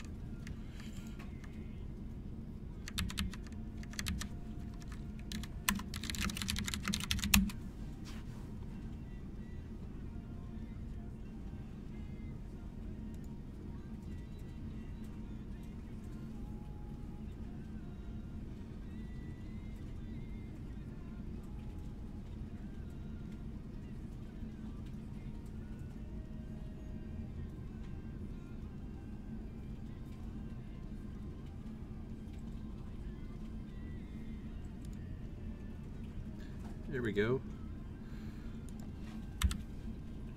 What are you unhappy about?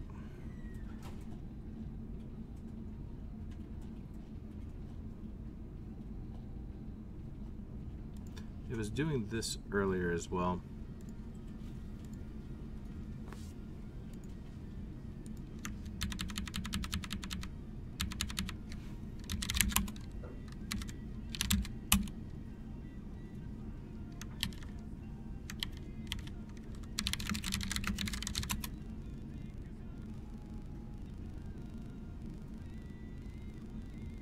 Oh yeah, I added the package. It exists.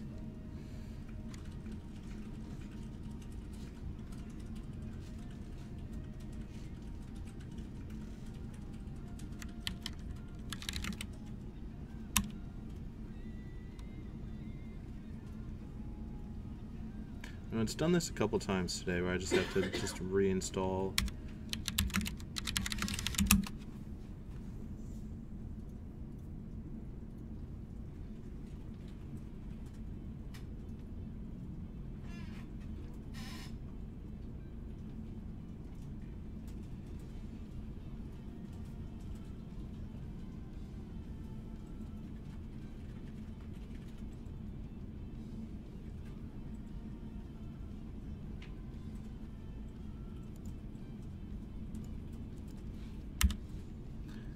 Yeah.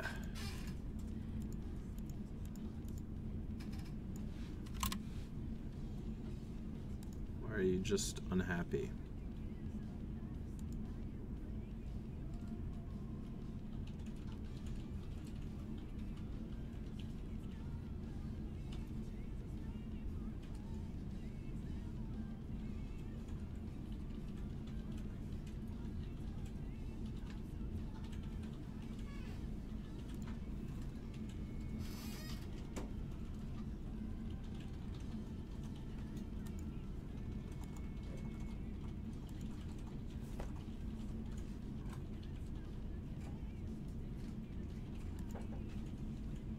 Maybe it just doesn't like this.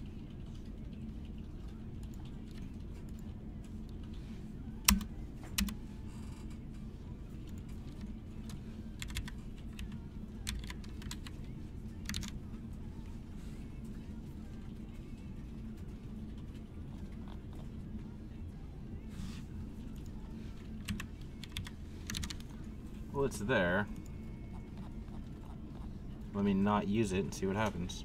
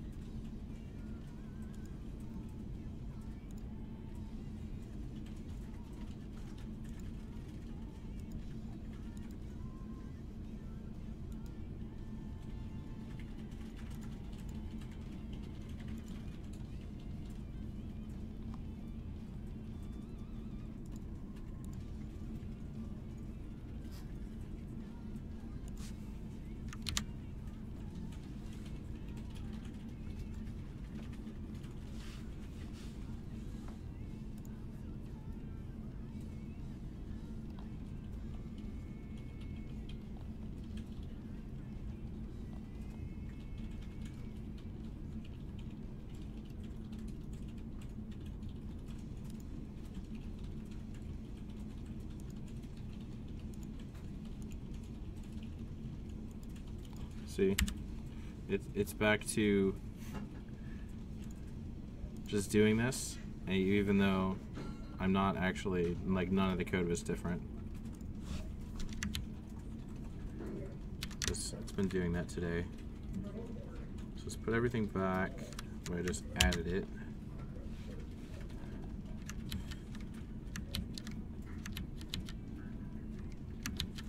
Alright, and then what I'm going to do is nuclear option this.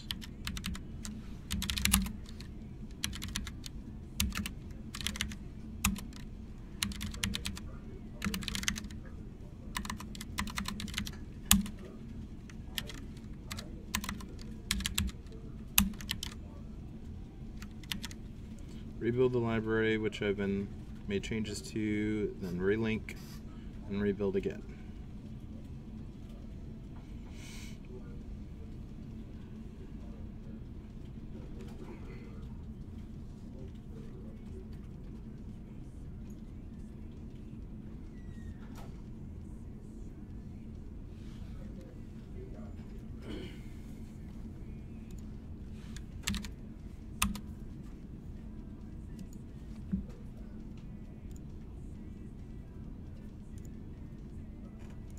Looks like our web API server has crashed.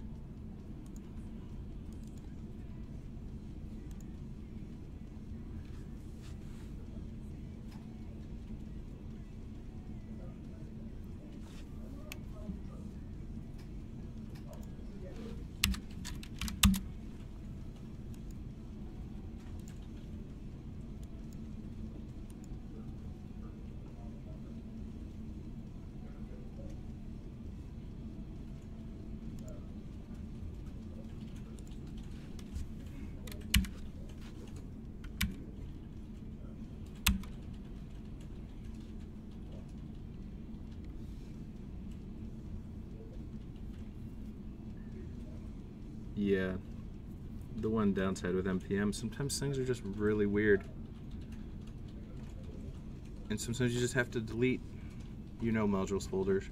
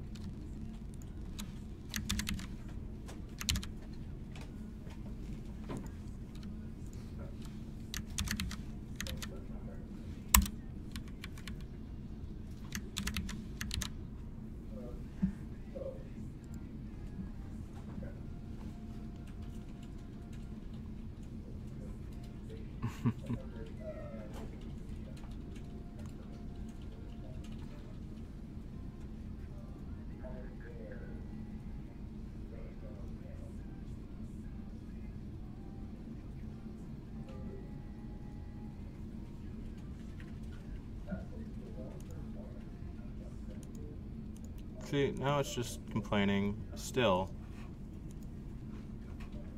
in the file I was working in, all the changes I made aren't even there.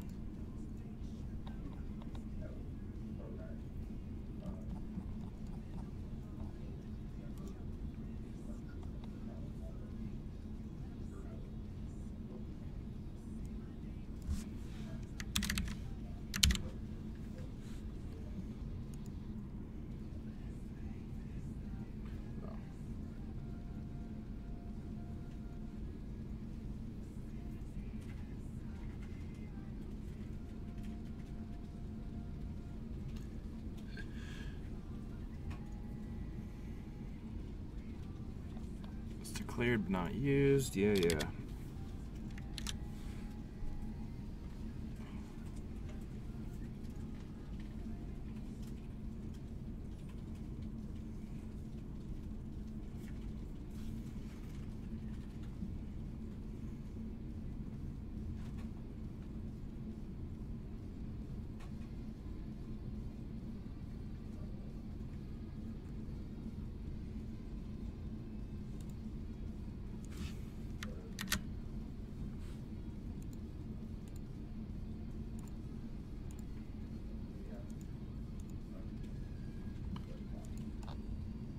Makes no sense.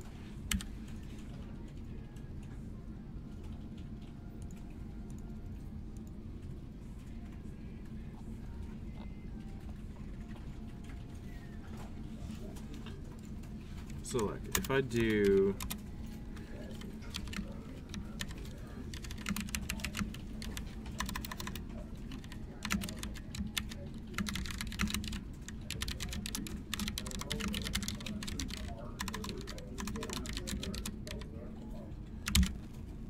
and build, will the page work?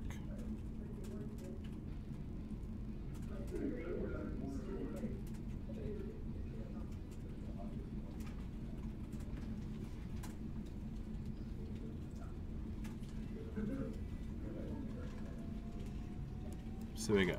That works.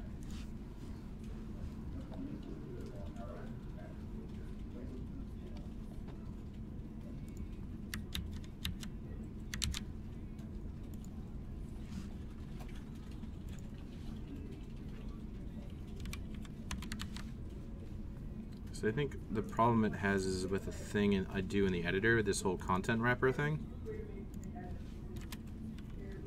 is when it started popping up the first time.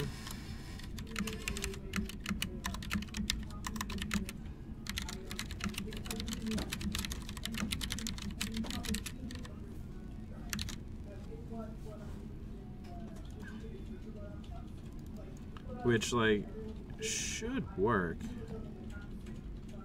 Because what this is here on the editor is I just added a content wrapper. I just taken a component class or a stateless component. Yeah, see, that works.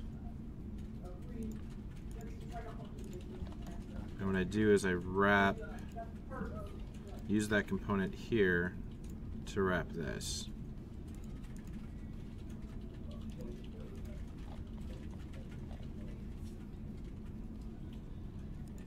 So like this comes in as a prop and is used just here to wrap the actual content, which, as you saw, was working earlier.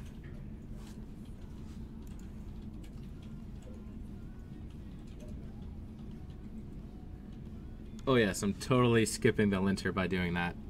Because if I did, like, see, if this was returned true, then the linter would complain that this is unreachable code.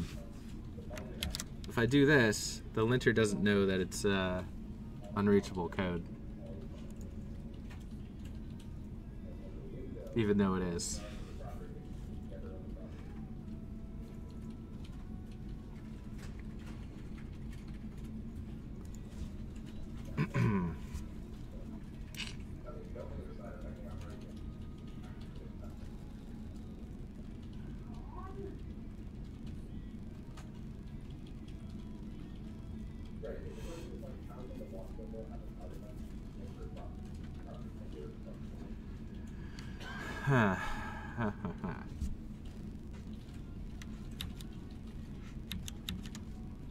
So what I had to do to resolve this earlier was just rebuild everything in the library again.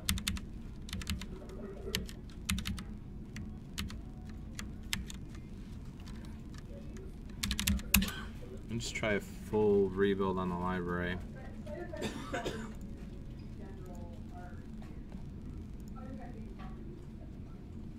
Hatchery's up.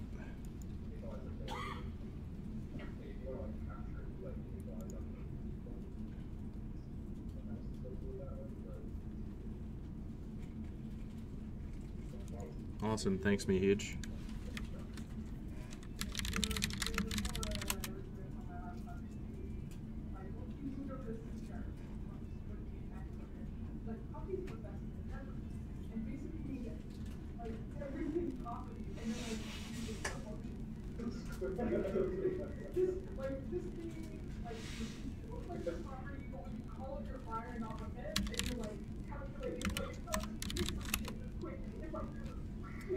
Aha. Got messed up again somehow. Thanks, NPM. So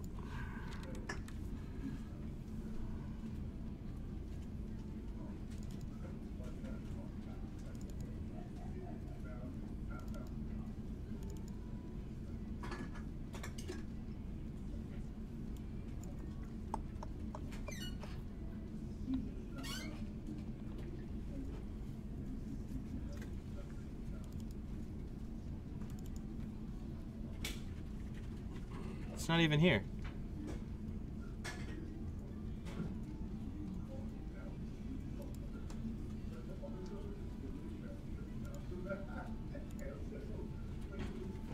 Is there a yarn folder in here? No, I don't think so.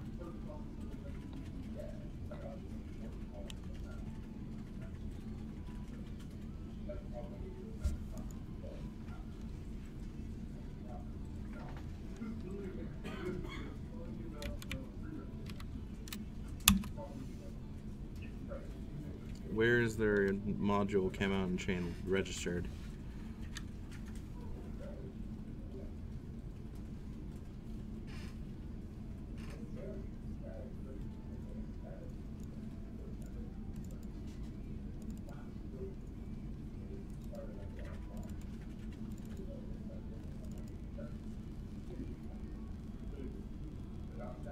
So that's the real problem right there, right?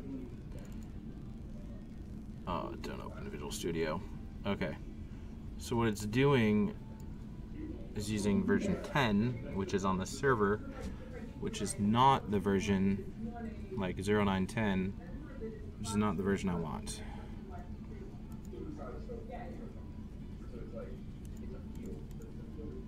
So let me just try doing this.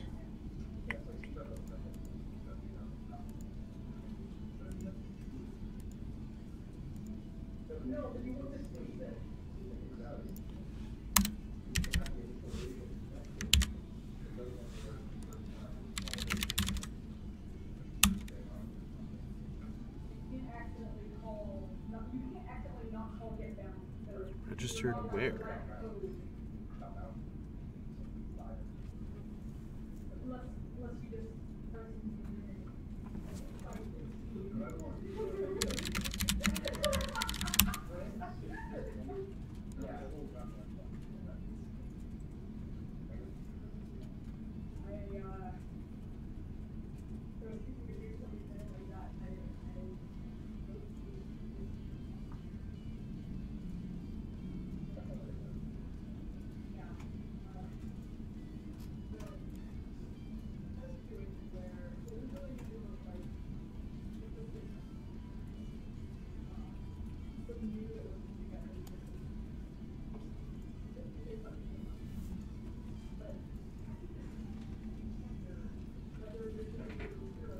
But that's definitely the reason why it's not working. Because the symlink broke. And it won't re-register. I wonder if it's...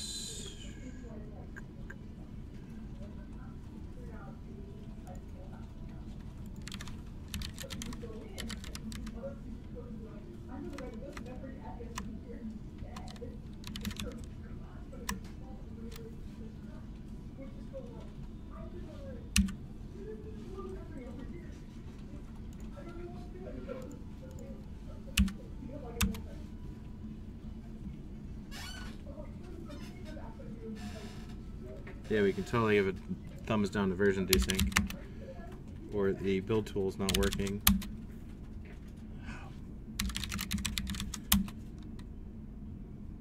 Alright, yarn unlink Camelot Unchained. Yarn link. Okay, so now yarn link Camelot Unchained. So let's double check, make sure we're actually using the symlink here. So node modules, Camelot Unchained is now symlink. Good. That's what we need. These should always open with VS Code. Okay, great. Now when I build, it should work.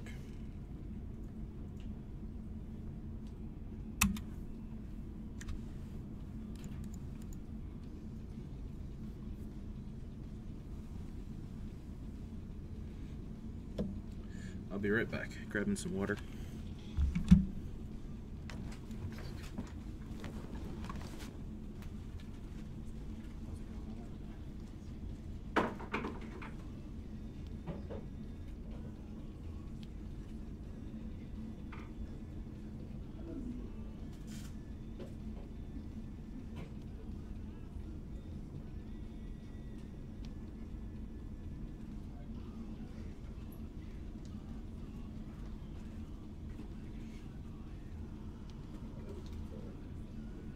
Are you using like a clip for the SVG clip to get the mask for this. mask? And then I'm trying to get it so it's one that repeats.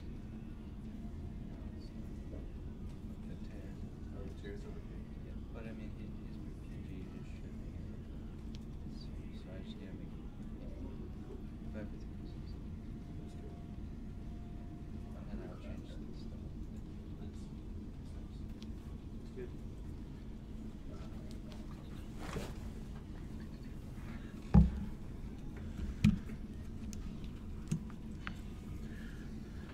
Now that it's built, refresh. Hey, look, it's all back.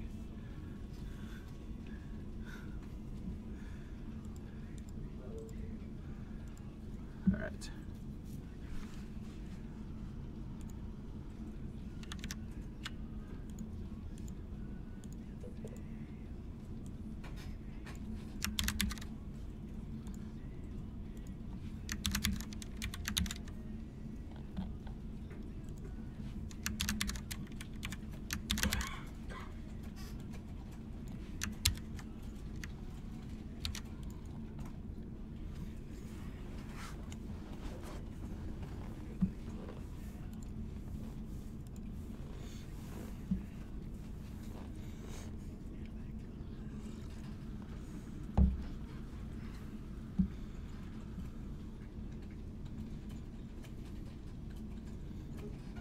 Excellent, excellent.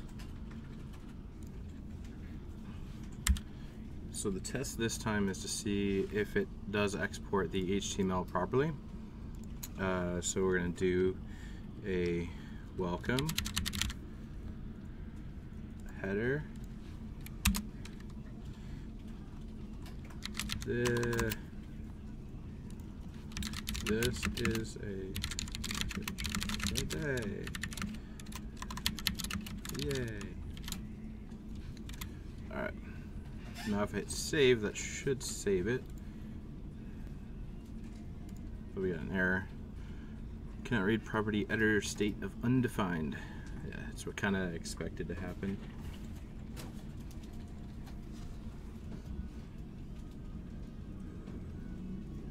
Yeah, what Stanley said. This is a message of the day editor, which is the base framework for doing editors for the other content things as you see on the side here: patch notes, banners, alerts, hero messages, many other future text-based messages. But as I expected, this is not going to work because there's no actual no actual instance of this. I can't like just change something like that. So this has to become an actual React component instead of a stateless. which makes me sad.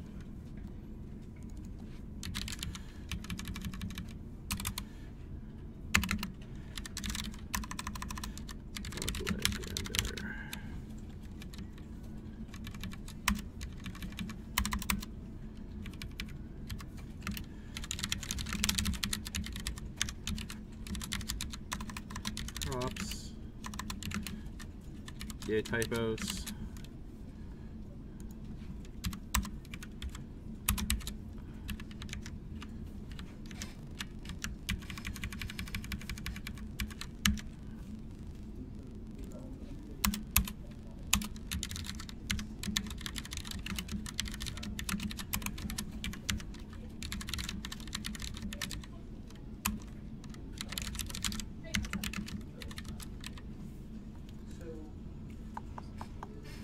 So we're gonna have here private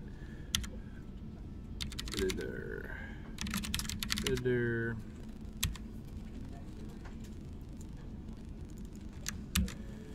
Instead of this ref. Oh, you know what? I never actually did the ref there, so it might have worked.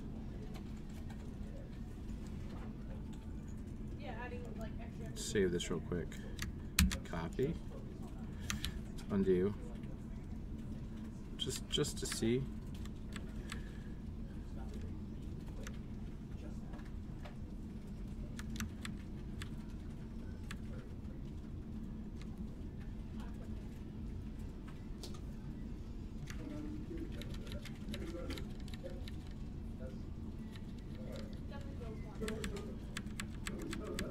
Where were we? I think I Control Z'd too much. Doop. No, I guess I totally did. Yeah. Alright. We're going back forward in time.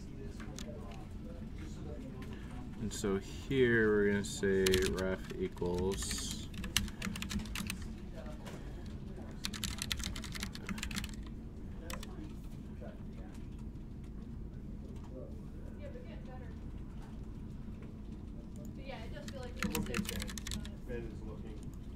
We're going to go through this every single animation, every single variant, every time we make one. Sure, but the point is to say, do that again. And if it becomes an issue, We did it once, we did it with the standard slash, and now we moved to slow, and now we're doing this whole thing again. Sure, but this one looks better.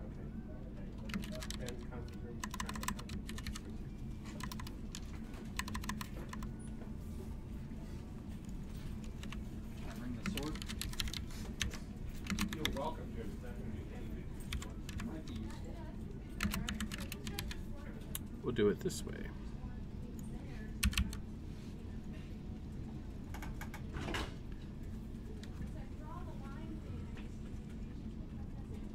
So a lot of the editor framework itself comes from using a framework called Draft.js, which is a Facebook editor framework. And then I've used a lot of Draft.js plugins as well to add additional functionality to the editor. So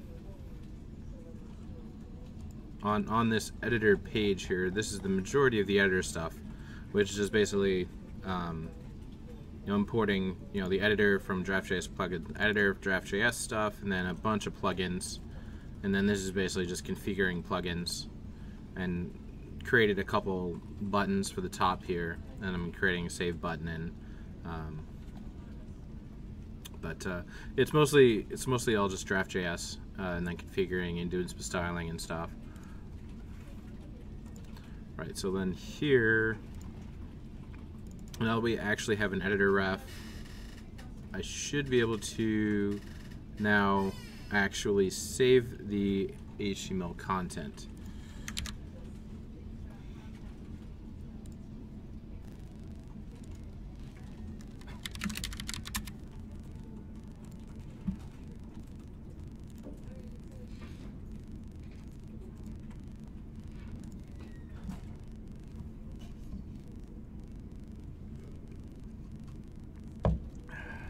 All right, so here let's make hello.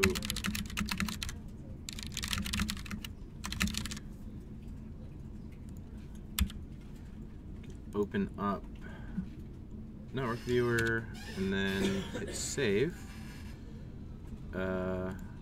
Save was successful.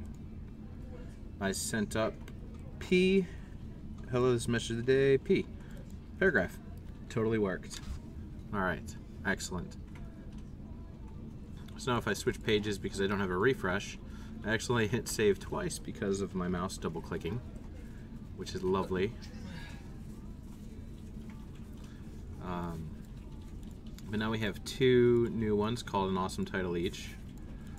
And they actually have the content in them this time, so let's refresh in the database here. You can see there's 4 messages of the day now, and they're all basically, by default, they're like set to display as soon as they're saved. So September 14th at 2017 at 1:25, or sorry, 21:25, so 9:25 p.m., which is GMT time. So that's correct. We're at 9:25 Zulu. Awesome title, and here's the actual HTML content this time of what exactly I wanted. So perfect.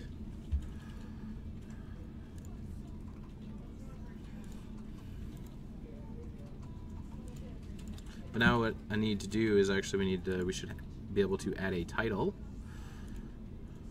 So we have the editor here. Input.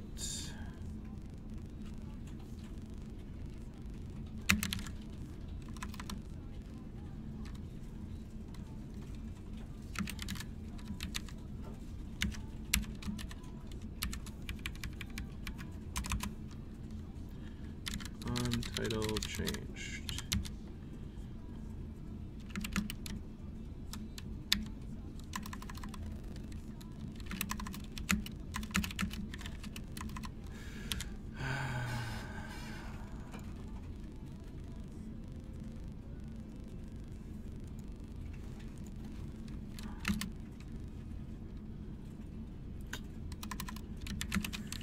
Forget off the top of my head what the format of this is.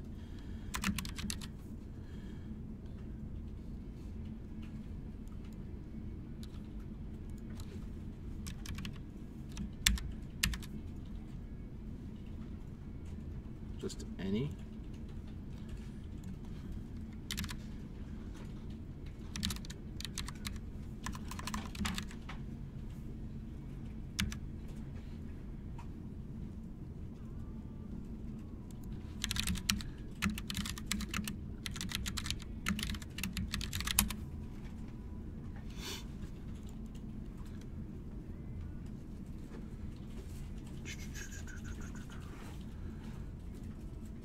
Unchained. It doesn't actually tell me the TypeScript version, what the event was. I think it's going to be React input event, event handler, UI event, drag event, change event. And that's going to be HTML input element, I think. Yeah. There we go.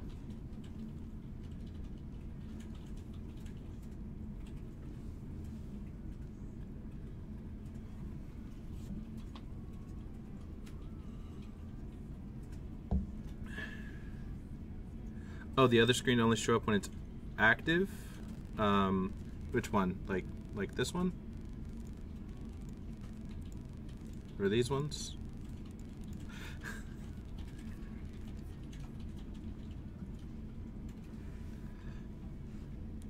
Alright, so, okay, so that is the changed event, and so on change equals this dot on title changed. So in here, we're going to add, make a state object, state title string. Title is untitled to start by default. Actually, we'll just do that. We'll leave it empty.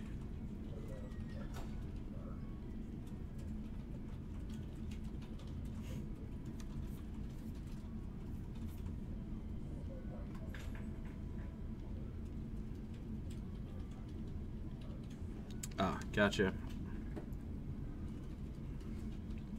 All right.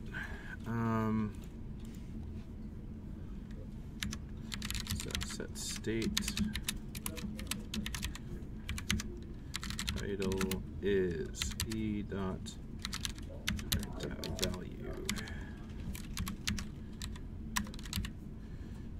And then also we're going to want to set value equals this.state.value. Placeholder equals enter a title here.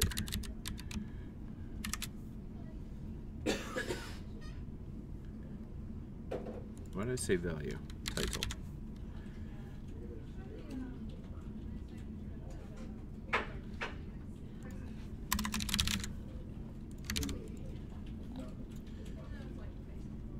Okay. Sorry that some of that is hidden. Can unhide it.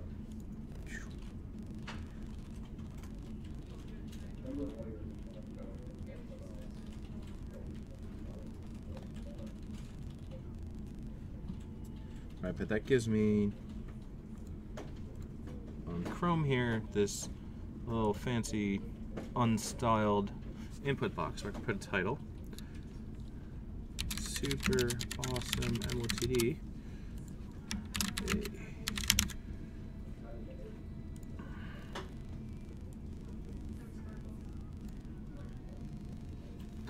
So this is going to be state.title when we save it. And we're also going to want the channel select, which the channel select right now I just have on the external page, outside page, which I don't need there. Do I want it? Do I want one on every page? Could do a global channel select, or I can do a channel select on the actual creation.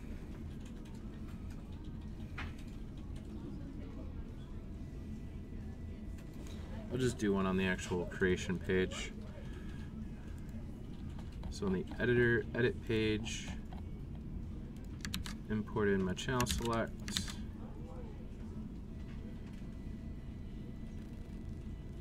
You lie to me. All right. Get rid of it. Stop it.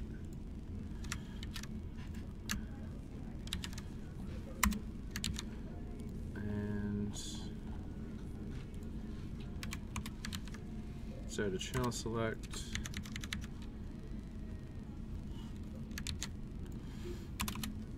On channel changed. Channel.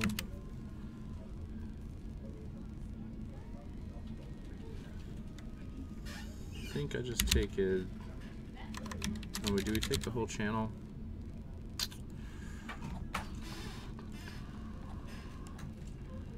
Yeah, it's a whole channel.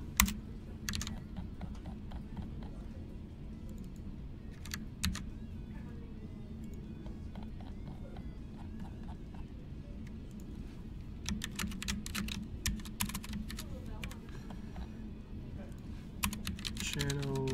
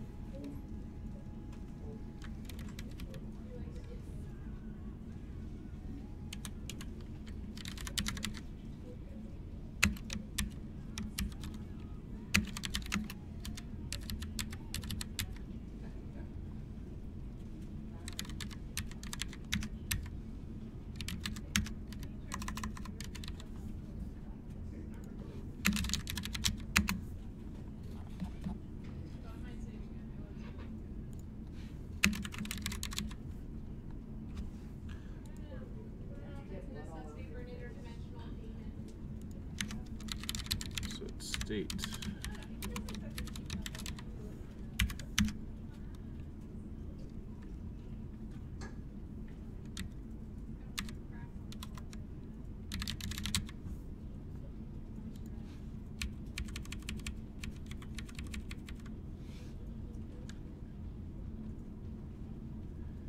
Welcome back.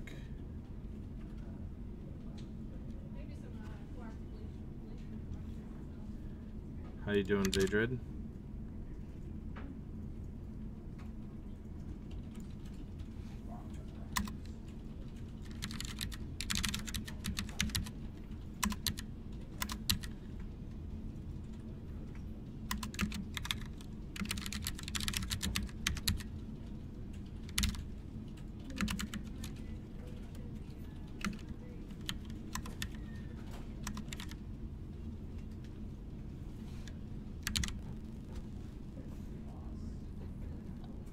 Oh no. Now everything's all weird.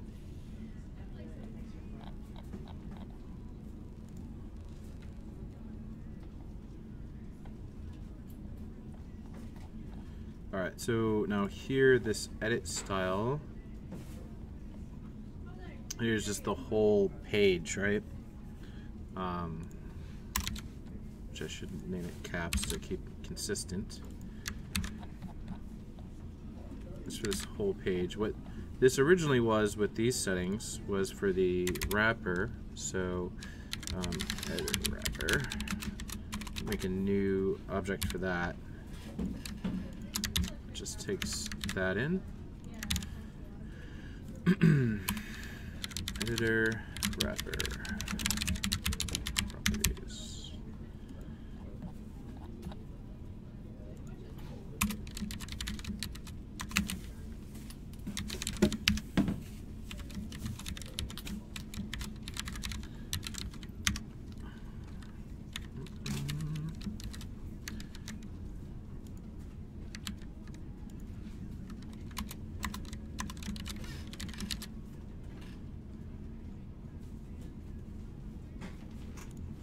With super awesome formatting.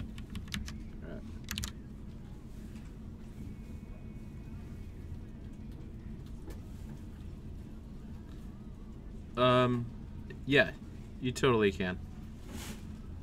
Cat in. Just include it afterwards. So in your HTML file, like here in our dev HTML, so include your CSS here, and then include other CSS after it, and then anything included after it will override it. Language equals TypeScript, yes. Is it being loaded asynchronously?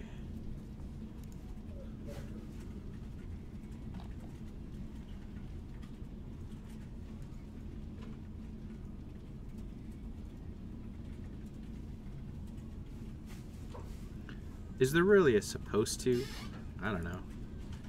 Basically, if it's a stream day, just kind of stream until like the end of the work day, basically. Are we missing that? Okay. I just want to make sure that we have. Sorry, I have new monitors. So now my webcam's attached to The thing is, though, Max, you're gonna have to be kind of context sensitive on that. I don't know if he's near me. what the concerns are. On the Where the pain points are. on the languages. So It depends which programmer is doing it. just, Right. So this is all these me dev tools, getting I'll need all information those from open. you guys. Yeah. So what Brittany's heard Right, from so me is my here we big concern go. With what JB's done with the dev UI is that it doesn't give us the migration path forward. Like,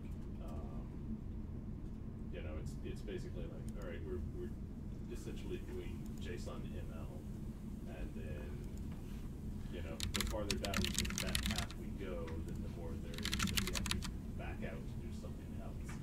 So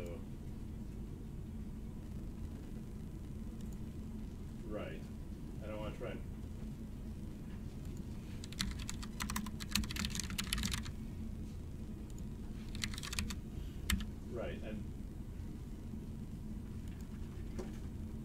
Right, and I totally understand that goal, and I just See, want it didn't to give the title this time. It gave the farther channel down that path as we -1, go, then the more we which is have to not a fill correct out channel, when we make sure we really UI.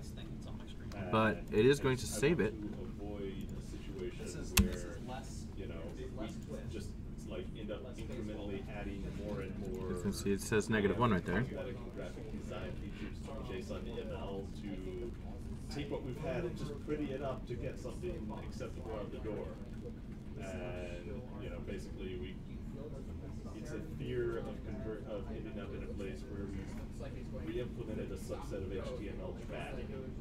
It's not like we're like swinging through it. Like obviously you're saying you don't want it to be like one continuous motion. You want it to be like going back and then like speeding up again. But that comes with like this turning motion. It comes with the lever of pulling and pushing on your hands to get that sword. But that's why the sword. Yeah, so these last two ones I saved, and they worked just fine. And this one worked because I changed the channel. And that's just basically a problem with my channel editor here, is Unchained is not called immediately. So what I should do is I should call Unchained the first time it ever renders, which I don't. I only ever do it after something is selected. So on this channel selector, on channel changed is only called when I select something. However, when I pick what the first one is, I should just call it as well there. When I set what selected item is right here. So what I could do here is copy this line and say const selected item equals call if props on channel changed call selected past selected item, and then use selected item here. That part I get. So what we've got So now the first render that it actually has any data, because this data comes from our GraphQL server. As it's making a query here on the bottom of the page, you can see a query. It's looking for channels, wants the ID, the name and description of channels in order to create this list. Which means the first time it renders, it's not going to have any data. And then it's going to render once it gets all the data back. That's what this higher order component with GraphQL does. It manages like doing the querying, and it can have options to pull or get more data or other things. So that will, if selected item, we're going to actually call that. Yeah. Okay. And that's where I would like to get to. So See how quickly we can get to it, because I mean, what we've got right now. Aside from that, What JD made is it's still basically just, you know, you write a string on the client, and the string is just a little bit. You see the shoulder in the foreground of the plane kind of come up a little, and that's what I was trying to convey to Sandra on the arrow, is that the guy does this, he can step into okay. So how far down on that are you? into it with the body. His body comes forward and he moves back out again, right? Okay, It's got this so- great backward strength pose before we were doing this. Okay. So all right. you got a whiteboard behind you. Let me know what these classes look like. Okay. So this should now work. Now if I refresh the page, as you see, it's loading channels from GraphQL. Maybe did it fail? The whole page is now frozen. Well, but I think that's the bit at the end. It's pending the query. Well, it's pretty static. It pretty much just goes to that point. basically goes quick. Yeah, basically it's like a baseball swing where he's going like this and then he's going like this, right? Like what we want. Yeah, for some reason it's just being a little bit slow. Right, there we go. I didn't mean to open that. Yeah, so now it's just being a little bit slow. So that's there. Right, I want to stop, but it's not a stop. Now without touching this and selecting a new channel.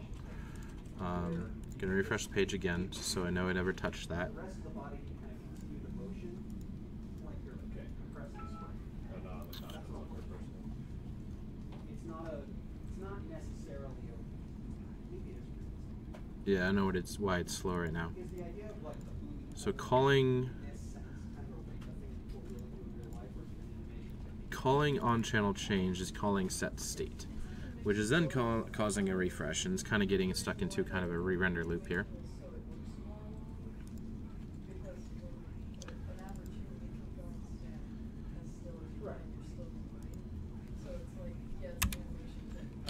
If channel, Yeah, I definitely have thoughts along this line. I was definitely not aware of where Matt was. You know, I was hearing something. I got a different impression from what Brittany told me when I said, "Give me some time on this." So, Pretend my fingers are my sword, because that's really what I was doing. Zadrid, which one are you asking about? The you keep saying that. database thing I was looking at? Oh, yeah, that one, that's Studio 3T, which is a MongoDB Explorer. Alright, would you like to reconvene after I read this card? But can you keep going forward? Maybe 5 minutes, I don't know.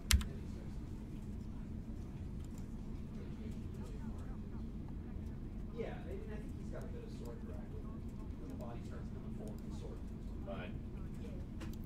Yeah, so we're getting a ton of set state calls. Because also everywhere that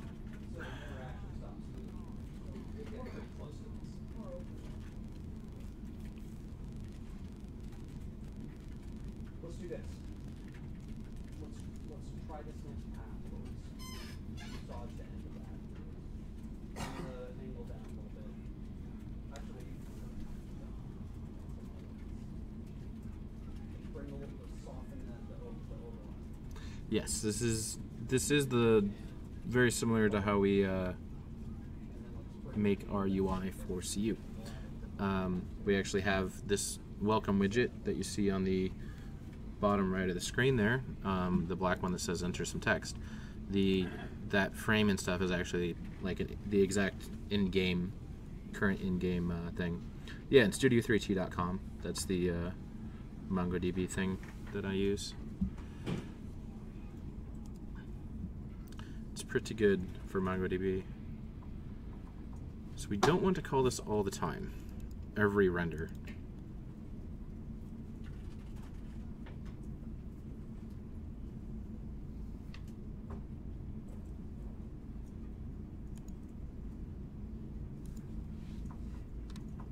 Okay, so, And- my questions. My concern is again that I'm not sure how much of a path forward this gives us as opposed to ripping something out. So, yeah. Right.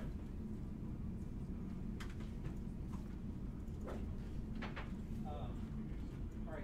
So I understand that. thing that we all kind of saw. Okay, so what are the other things we want to do with our WI?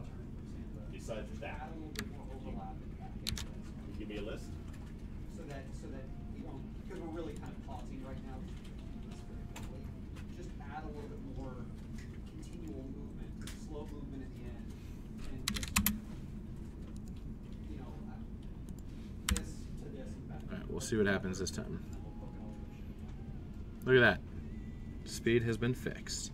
Yeah, that's fine. In the morning, Now we don't have 1,000 error message spams, and it loads up real quick. version of this, then do a new version that includes on top of this without us looking at it. Do the next one where you bring the angle of the sword impact down to the back. Because my theory, I want you to be as independent as I want you to be Oh, I just mentioned Mongo because I had Studio 3T up and they were asking what this was. That's all. I also fixed errors, Zadred. See, not generating them anymore.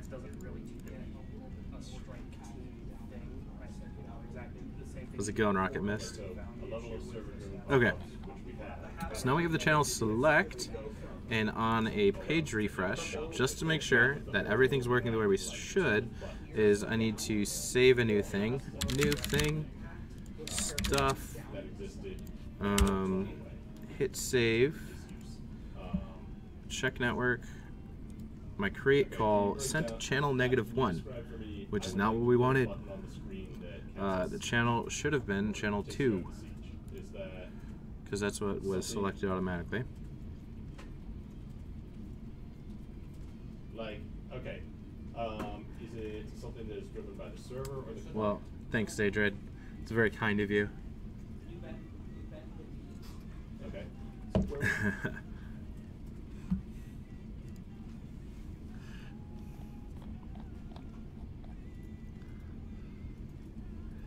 All right, let's see. Try this for tomorrow morning. Don't bring the knees down, just bring the ankle down. Because what you're going to do is get a contrast from the high to low. If you bring the body down, you reduce the contrast. And that's why I think we're So I'm calling it. I feel what you're saying. What I can do. No. I have to make this not a stateless component. And then what I can do is I can have a reference to this and then just get it off of a member object. Because you know what? Let's do this. Export class extends react component props no state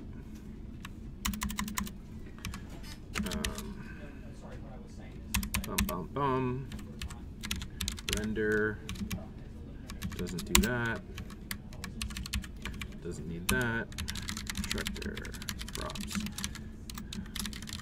I don't technically need a constructor here. Beep beep beep. Get rid of that.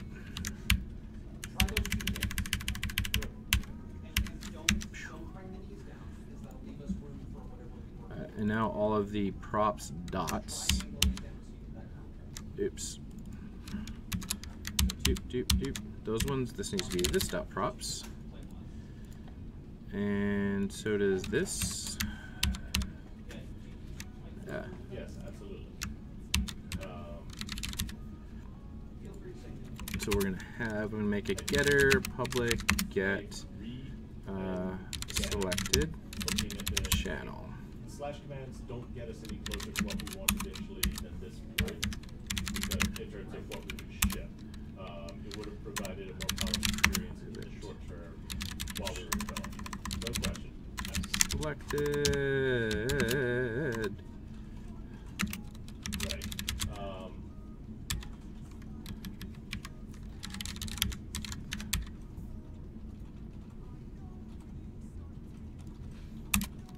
This dot selected equals selected. We'll just do this. Because there's no full of information. Right. Bam. Replace. Nope. Bam. Bam. And then here I'm also going to this dot selected equals C. Now I can just get it from this. The button should be able to just if I keep a ref. Here's a notification And I want to indent one more. Except I don't want to indent the last line. Alright. If we did this in a more sustainable way, there's got to be some degree of data binding attached to it. Where kind of the server All I hear is excuses, Bull. That's all I hear. Well, read. and then we shove them into a UI. Yeah, a UI thing. And Alright. Alright. It could be as simple as like string substitution or something. But then Okay, so now here in the edit section, we have this channel select, and what I'm going to want to do is cache off a ref to the channel select, channel select, or null, and ref equals this dot channel select equals R, and then now here I don't have to actually listen to on channel changed anymore. I don't care. So we're just going to get it directly off of the object. See here, if this dot channel select and this dot channel select dot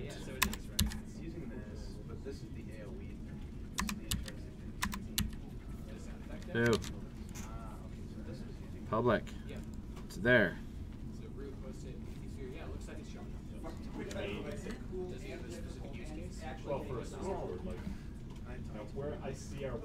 Because I'm using the wrong one, that's why.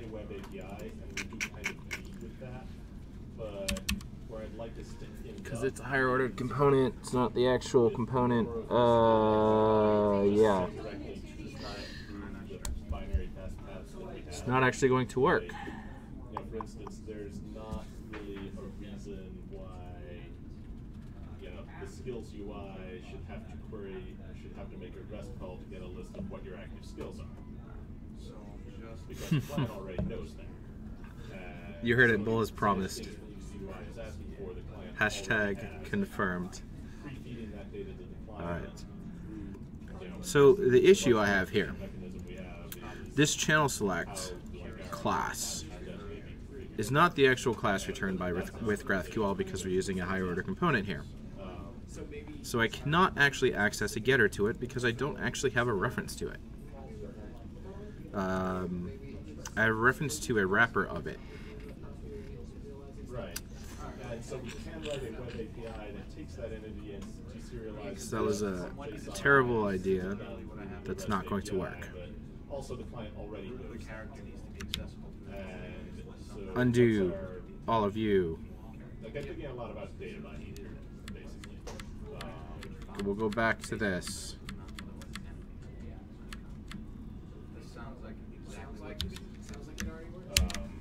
Back to where we were. As simple as like, keep the WI stuff we have, but Unselected item Chand.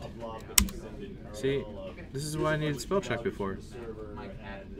Here's the WI that just has like variable substitution in it or something, and we really just get rid of this here. I just put this eventually write a real UI and delete the WI stream from Yeah. and we've already validated what the data is. Maybe if you're asking tomorrow, but it looks like the basic functionality was Does that seem insane? cannot reproduce or like please provide reverse data.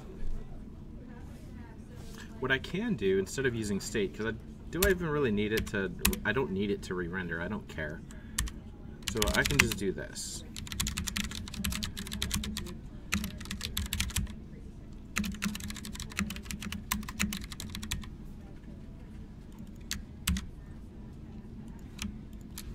This dot selected channel equals channel. I don't even care about state stuff. Selected channel.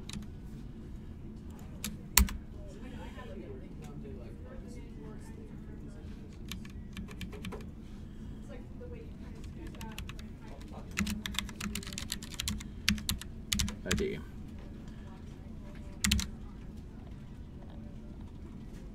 Sometimes you just have to go with the simpler solution. Why is the per foot scarier than JSON? I mean, it's.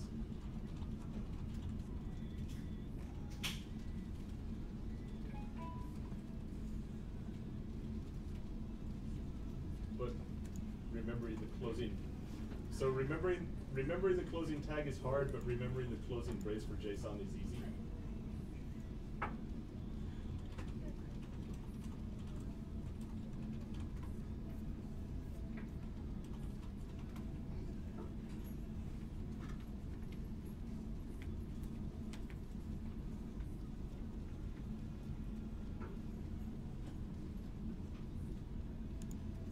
Right. Okay, trying this again. Yay, new things. Okay, and you've written these on the Stuff. server, but we probably Alright. also want to do them on. Now here, let's do save. Is that all, where is What that? did we Is send? that committed now? Channel 2. It's exactly what we wanted. Perfect. How's that?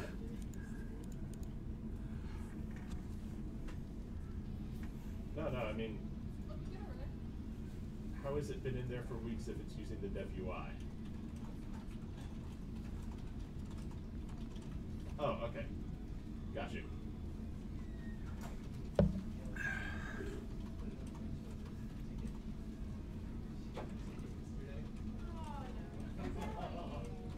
Yes, absolutely.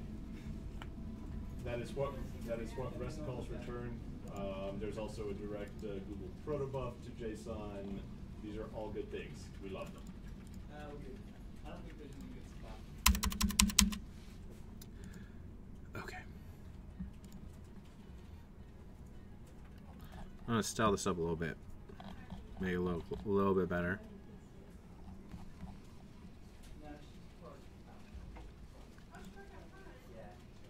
So what we have right now is a pretty ugly page.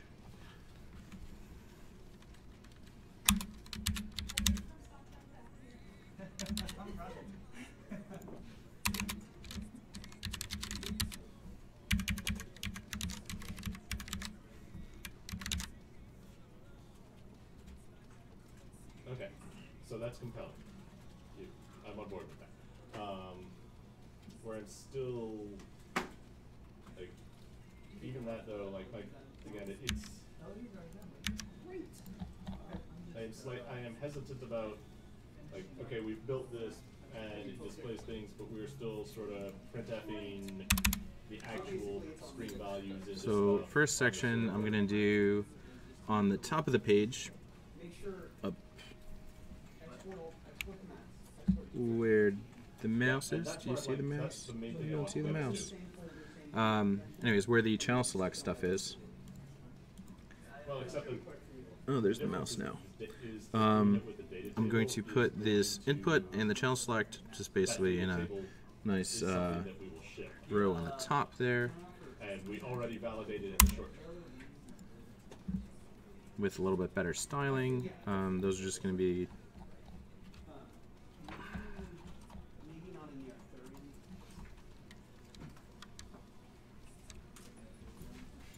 Well, what I was going to say and channel.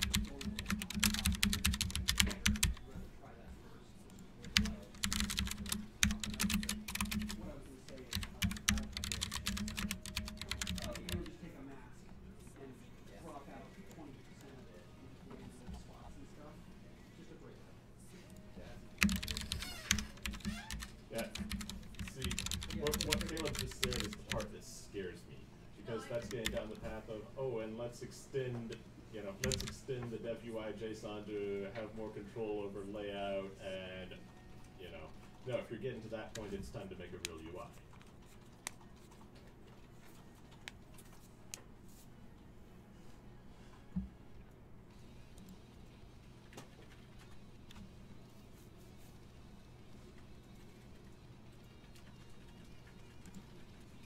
Alright, now they're next to each other. Let's make them fill out the page.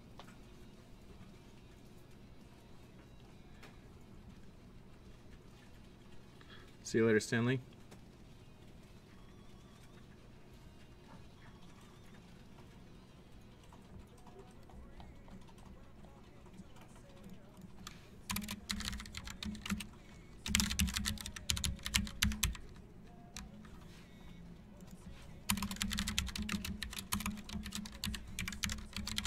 Yeah, like I almost would like to get like X and Y and width and height out of there even, because it's like, again, if you're trying to do graphic design in this,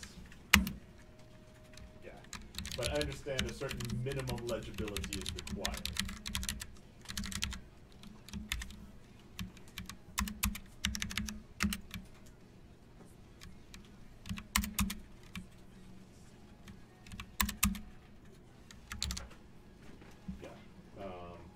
Yeah, let's not talk about the ability builder.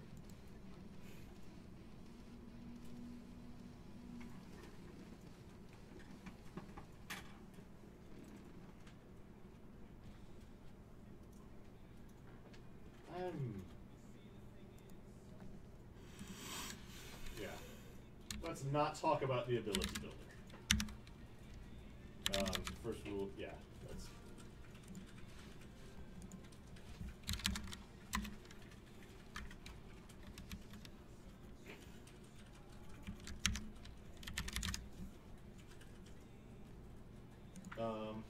So let's, you know, when are the places we want to push? When are the places we want to pull? Obviously there's a place where we want the server in response to something actually goes all the way down to a client or clients and puts something on the screen.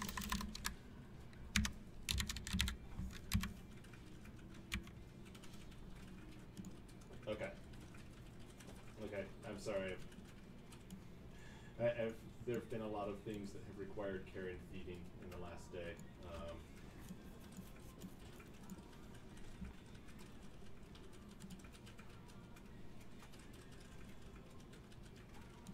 Right.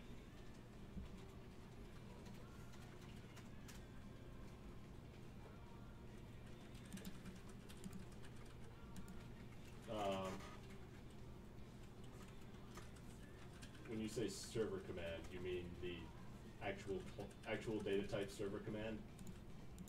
Okay.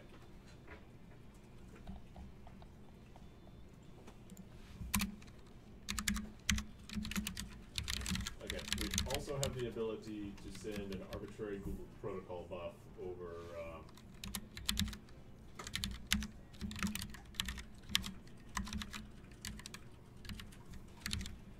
Okay.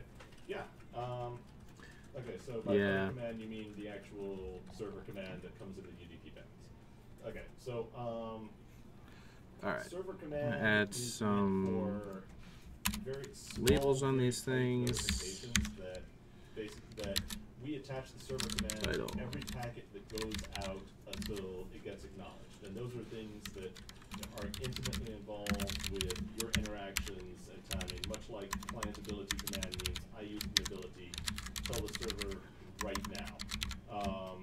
The protocol buffs go through the TCP connection. They have much less tight bounds on latency. They have much less, they have no limits on size or structure. They don't require you to think about bit packing or anything like that. Change this to be for almost anything about high-level siege or input crafting or anything like that, that is where that should go unless it's going through the actual web UI.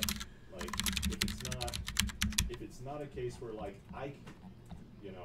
I clicked a button and I need something to happen instantaneously with minimum latency on the server, and I'm willing to pay a big cost in engineering. Here we are. Tell input. We're gonna say width.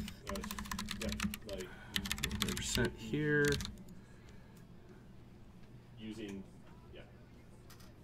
Oh, that already does that automatically. So. Because Fascinated Writer was written later.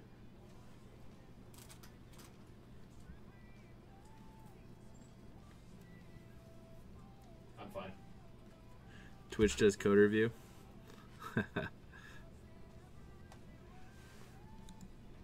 It's pretty much how live coding works anyways.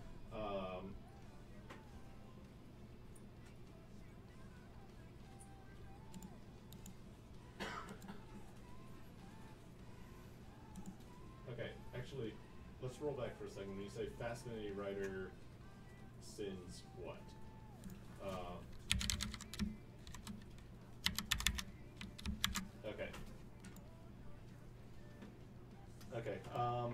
as right that was now, meant to the be. outer kind of like the outer wrapper is definitely protobuffs. It doesn't have to be. It's a raw TCP stream that is immediately parsed into protobufs. So you Will would this need to fill it have a out if I flag just of get rid of this this label? Let's see. message of some sort.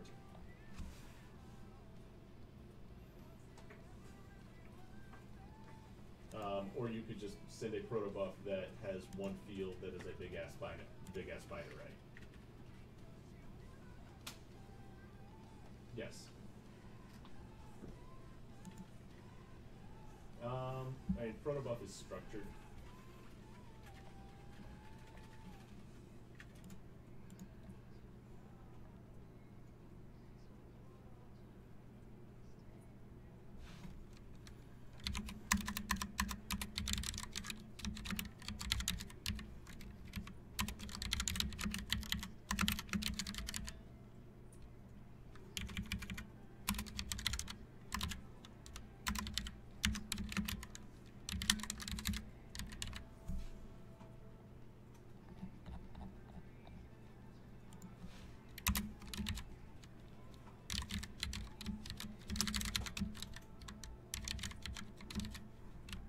Yeah, and that's something I would defer to George on that one because he's, he is deep into dealing with the suspense.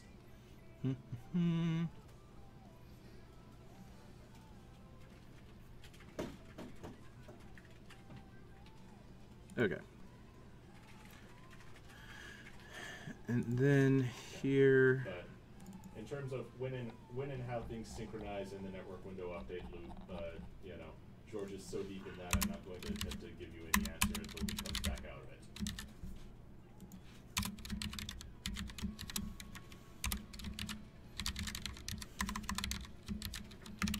Well,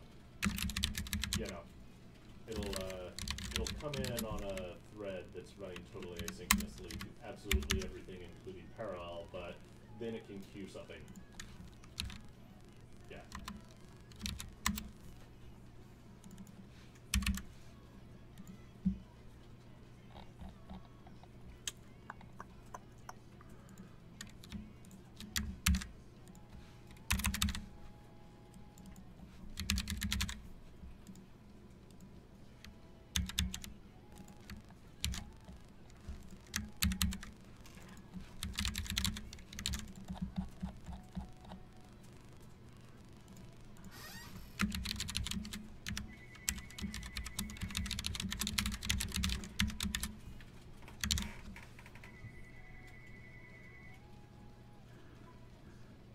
Yes, it blends in very well right now.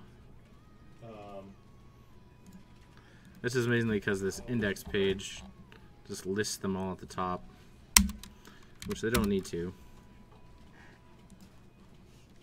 Okay. About what? Yeah. And How those much does the client really tabs that say create view right as there, opposed to how much they does need the to be UI? made to look tabby. Okay, that's it. Okay, great. I'm sure you'll get back Which they don't right now. as soon as you can. Though it's pretty simple to set some styles on them, It also shows that loading screens. which when I can you do teleport. like this. Give it some padding. Let's say Well, if you teleport 5 far on the enough, that loading is top, required. 15 on the sides, background. I can't understand most of what he's Let's saying. give it He says he sent Mark Jacobs an email. He says of Holden's 444, email, and on hover, but, think about we'll give it a style of uh, color orange, and then give it a background of That sounds like an amazing name. whatever. We'll do something. Alright, hang on a second. Um, Well, is that a thing where the server's going to active come up, or is that a tab. thing where the client is going Alright, to DESH, We'll give it a border MUK. bottom of 2 pixels well, and make it transparent. are you ready to jump in? parent. And the active tab, we'll give it a border bottom of 2 pixels and orange. Server commands are for things like your skill was interrupted. Oh, I assume it is. I'm using Aphrodite for styling the components. And so also on the active tab, let's do the background of the tab to be then it should be a server command. 222. Otherwise, Sure. it can just go over the TCP stream. Whether you do that with a protobuf or with some other data structure that you made with Fastly right. It would be kind of gray like. Talk to this guy. No one knows what he's saying. Yes, I agree as well. Yeah, It's very similar to how React Native does it. The whole Aphrodite thing is basically React Native for the mobile version I mean, there's of no React. downside to having something be a server command. Right. So now It's probably I have made the active tab the exact color of the background. you have to, you do Probably not ideal. bit encoding and stuff like that. Let's make it slightly The fact different. that he won't tell me, you know, even hints. Yeah, but it doesn't mean it's as easy as saying Yeah. And he's like, You oh know. yes, mark it. I'm like, what is this? what is you the know, what is this? probability table for And this obviously to be borders aren't going to work because there I are need to 50. say that it is a solid border. Yes, well, Because that is invalid CSS. yeah, it's probably a sales call. It's very persistent. There. Now they're sort of tab-like. Well, it sounds like Matt was already down the path that I've been looking at.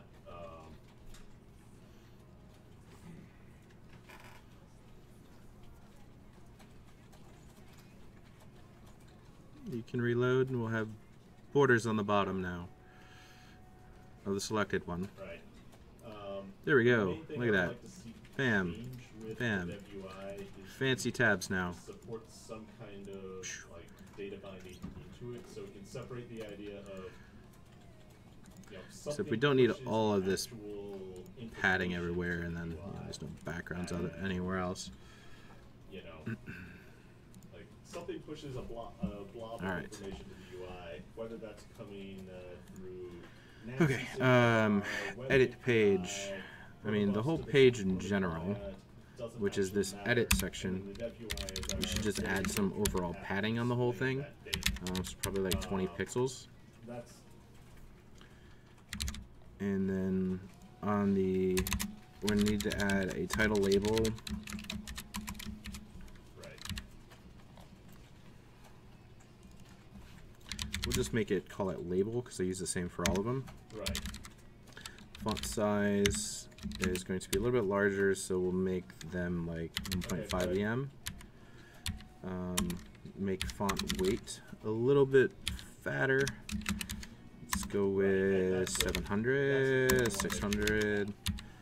You're all, you know, you're building the Yeah. platform. Need to add label to our type. The mark, yeah, we understand the mark. CSS properties. I would say as And then simple, it can add be the as simple style. as, you know, just like CSS $sign variable style name dot or label. whatever embedded in the content.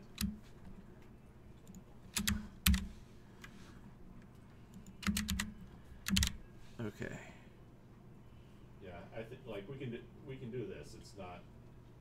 It's the separation is the thing I want to achieve, and then eventually we just stop sending the WI as we replace this stuff. You know what? These things don't even need to be. That is kind of big. Right. Yeah, but we kind of decouple this stuff. Like we have more stuff that goes through REST than we would ideally like going through REST. At least in terms of final best performance, because the client can know these things with zero latency, already pre-populated, without having to do the round trip to the server for everything. And we have this abstraction, like JB's done a lot of work to make sure that how I get the information is abstracted from what I do with the information. So we preserve that abstraction and give some way to Okay. You know, just make a better path for the server to send that information. Now, editor wrapper. Let's get a little bit of spacing around that. Okay. So we're gonna add like 20 pixels of spacing on the top, So and then still do auto so it's centered. And you know what? I probably should just put the channel select and title. Because this is more about how does it get, you know, from deep down in completion callback for an entity action out to the client. Oh no, that yeah, And they don't need that's to be. already done. That's, you know, the abstraction is already written. It needs to be. Yeah. Last thing would be this button needs some styling. So I'm going to make a new class called save. Save. Right, but I mean, send a blob of bytes is. Now that title got thin.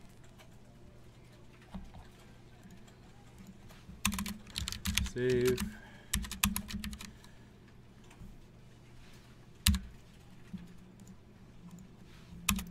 Okay. Font You wanna hold off on size. Let's go with.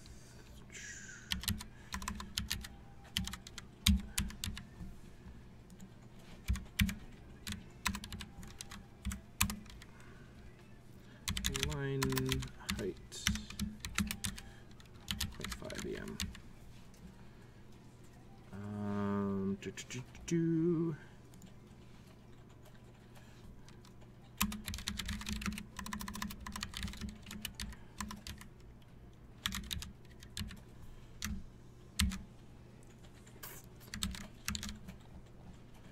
And save button,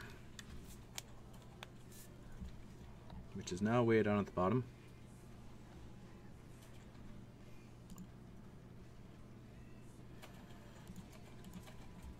Okay. So what I would. I'm going to turn it into a div rather than a button. Say, like the case of a siege scoreboard. And then just do some basic here's the styling on scoreboard it. data So model, give it some padding. and that just Let's gets say serialized down from the server. 10 on the top and bottom, And 20 on the separately, there's sides. and here's the dev UI for that Background, let's give does it the a dumbest possible data gray model color, and that gets drawn. 7, And that could act, and then when you that could be hover sliders over it, from within the client I'll set to the UI, cursor from the server to the pointer, client so you get the little finger to But- click it, But they, hover,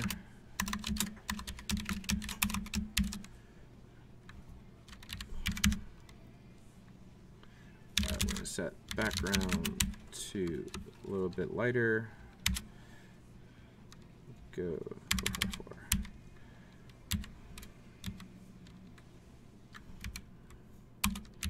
Let's make the color orange too.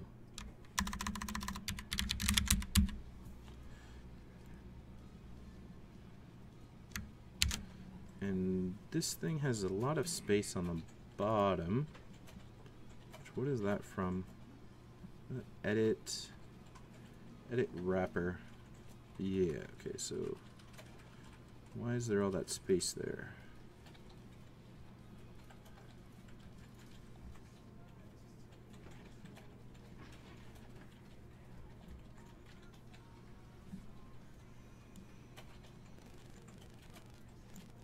Alright, let me apply the save class.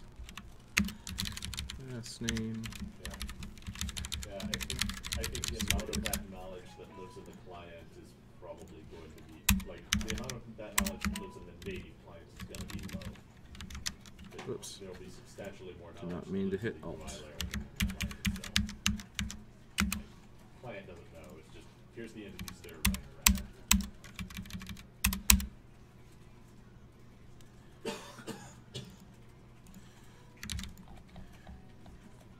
Alright.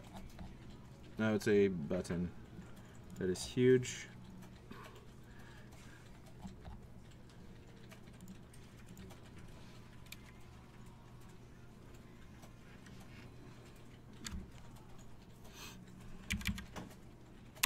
gonna make it not huge.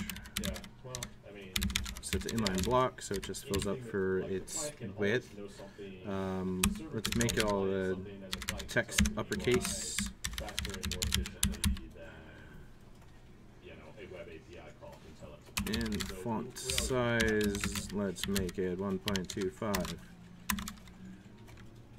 Yeah, like everything else. Or let's do 1.1. Oh, yes.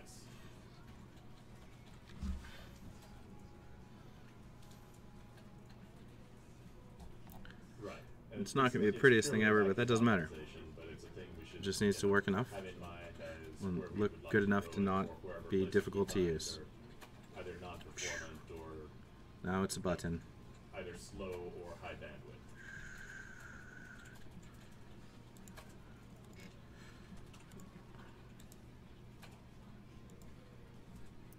Alright, so on the editor, where is all this extra space coming from? Okay. But yeah, the main thing is that the data block goes in a way that is long-term sustainable. Okay, so I mean, Matt, you just That's now that I just because understand this has a where height of it's better, 600. do you want to just run with it as you were with like this change? Which we don't need that height of 600.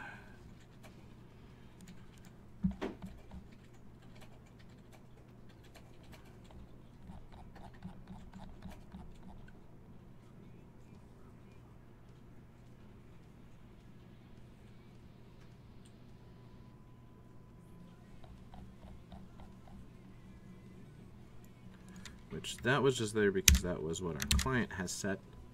But the actual size of it is actually 450, not 600.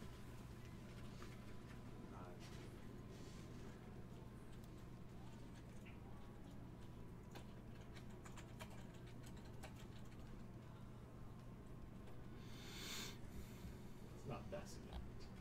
I've seen way worse. Alright, there we go. There's an editor.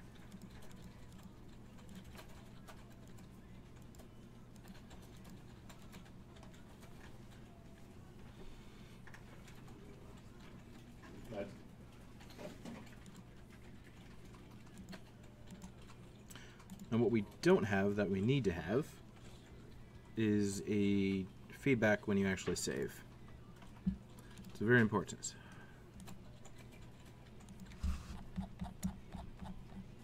Actually, there is one more thing. Because right now on the on click, all I'm doing is calling this saved MOTD function, which this function gives no feedback whatsoever back to here that's saying that it's saved. To the UI is, and I think it's a mess right now, and this could be a chance to make it less horrible.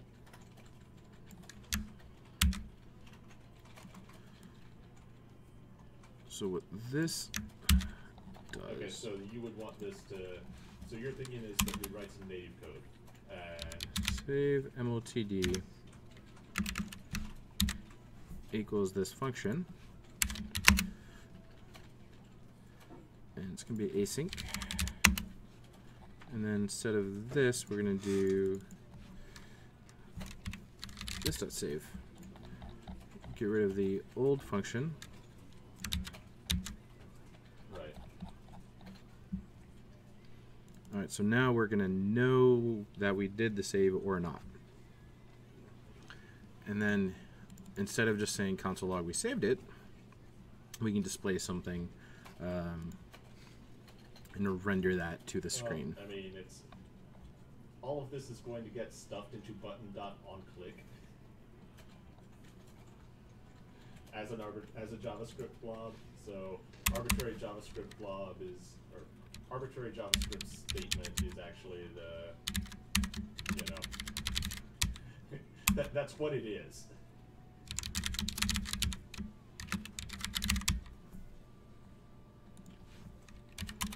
Is saving is false. And save status is nothing.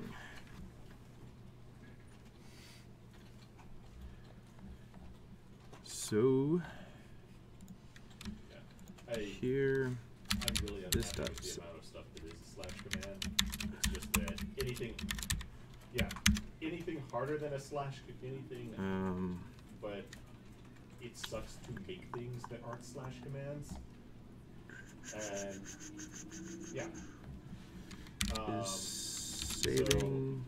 And it's closely enough tied to this in terms of like what are our like. There's this loop of I want to ask the player for something and get a result back, and the whole loop includes that too.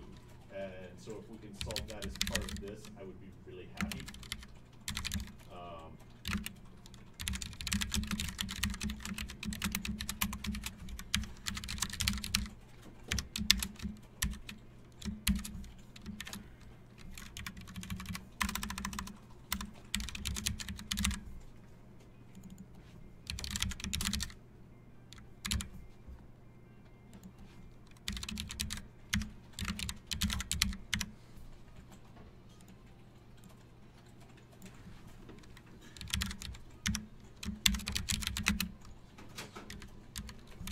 Stuck is broken right now, by the way. But okay, it didn't work for me last week or the week before last.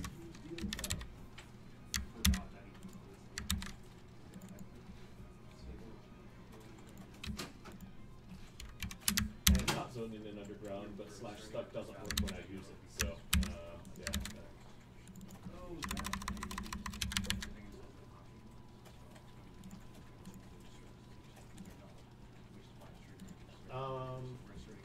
I would like to have a more generic entry point on the server for, hey, the player wants you to do this thing, and that's not necessarily strictly bound to a slash command. That I don't want us to be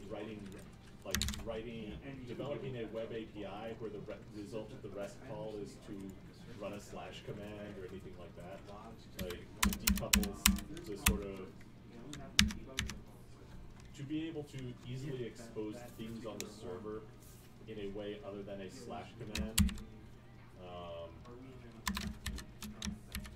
It's basically the idea of a button. Is that, you're saying, well, clicking the button is going to call a native function on the client, which is going to run a slash command on the server. Like, well, no, can we just have a way to tell the server to do a thing?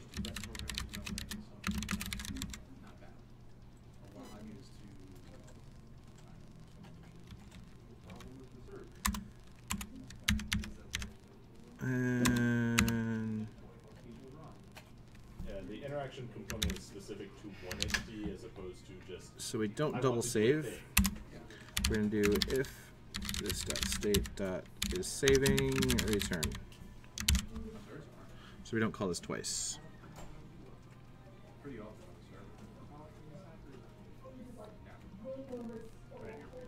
mean, there's, like,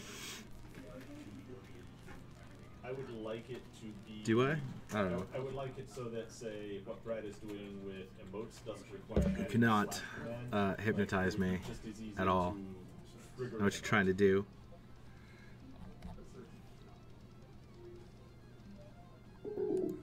Yeah. All right. Okay. So now what we should get stuff and things. More stuff. Let's save it to channel 4. And if I hit save, it should be like saving, save success. Except, it's not really a good placement there, but there's feedback. Tell the server, I want to do an arbitrary thing.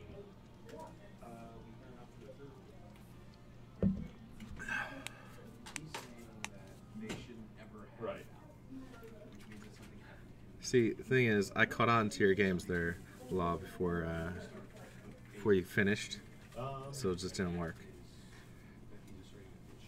Is it, I mean, it's very hard to indicate things like pick an entity and I want something. You can actually do that super simply with Node. There's a really cool library. I have it in my bookmarks. My React bookmarks. Nope, not in there. Right, and is there a way we can streamline this? Because I mean, it is part of this same loop. Somewhere. I don't know. Yeah, pretty much. Anyway, somewhere there's a nice place to be. Nice JS library that I have saved off somewhere to do nice toaster messages. Yeah, just for the, like, All it right. should be just as easy to have a web API call that triggers. If I just make this a div, to have a slash command that does something. it'll go above it. And one is way harder than the other. And can we address that? So what I'm hearing is that on your machine, Yes. you should turn all log errors. Yeah. If you want to know every time something's broken, then you want to do that. Oh, the one on the patcher? Even if That is a different library. I think that one's a jQuery one. post something in I think. random assert running, Maybe. but the assert at least is. I don't see how that message is so much more important than everything that's in there. I don't know if that's an argument against that one being assert or an argument for more things being in assert. Well, I mean, if we want to change something. All right. Stuff. Now I want to hit save. Save success. Excellent. Now I want to hit view. How it goes. Right. What I want this to do, this view page, to refresh it. Yeah, see, it's got the ones I just made right there. But it doesn't reload right away, because I haven't made a reload button. But that's the editor. You have to add a slash command that parses text out, or So I think that's a good place to end it right now, because we have a working editor. And saves, feedback. Not too horrible looking. So, all right, everyone, have a great night. Thanks for hanging out, and see you later.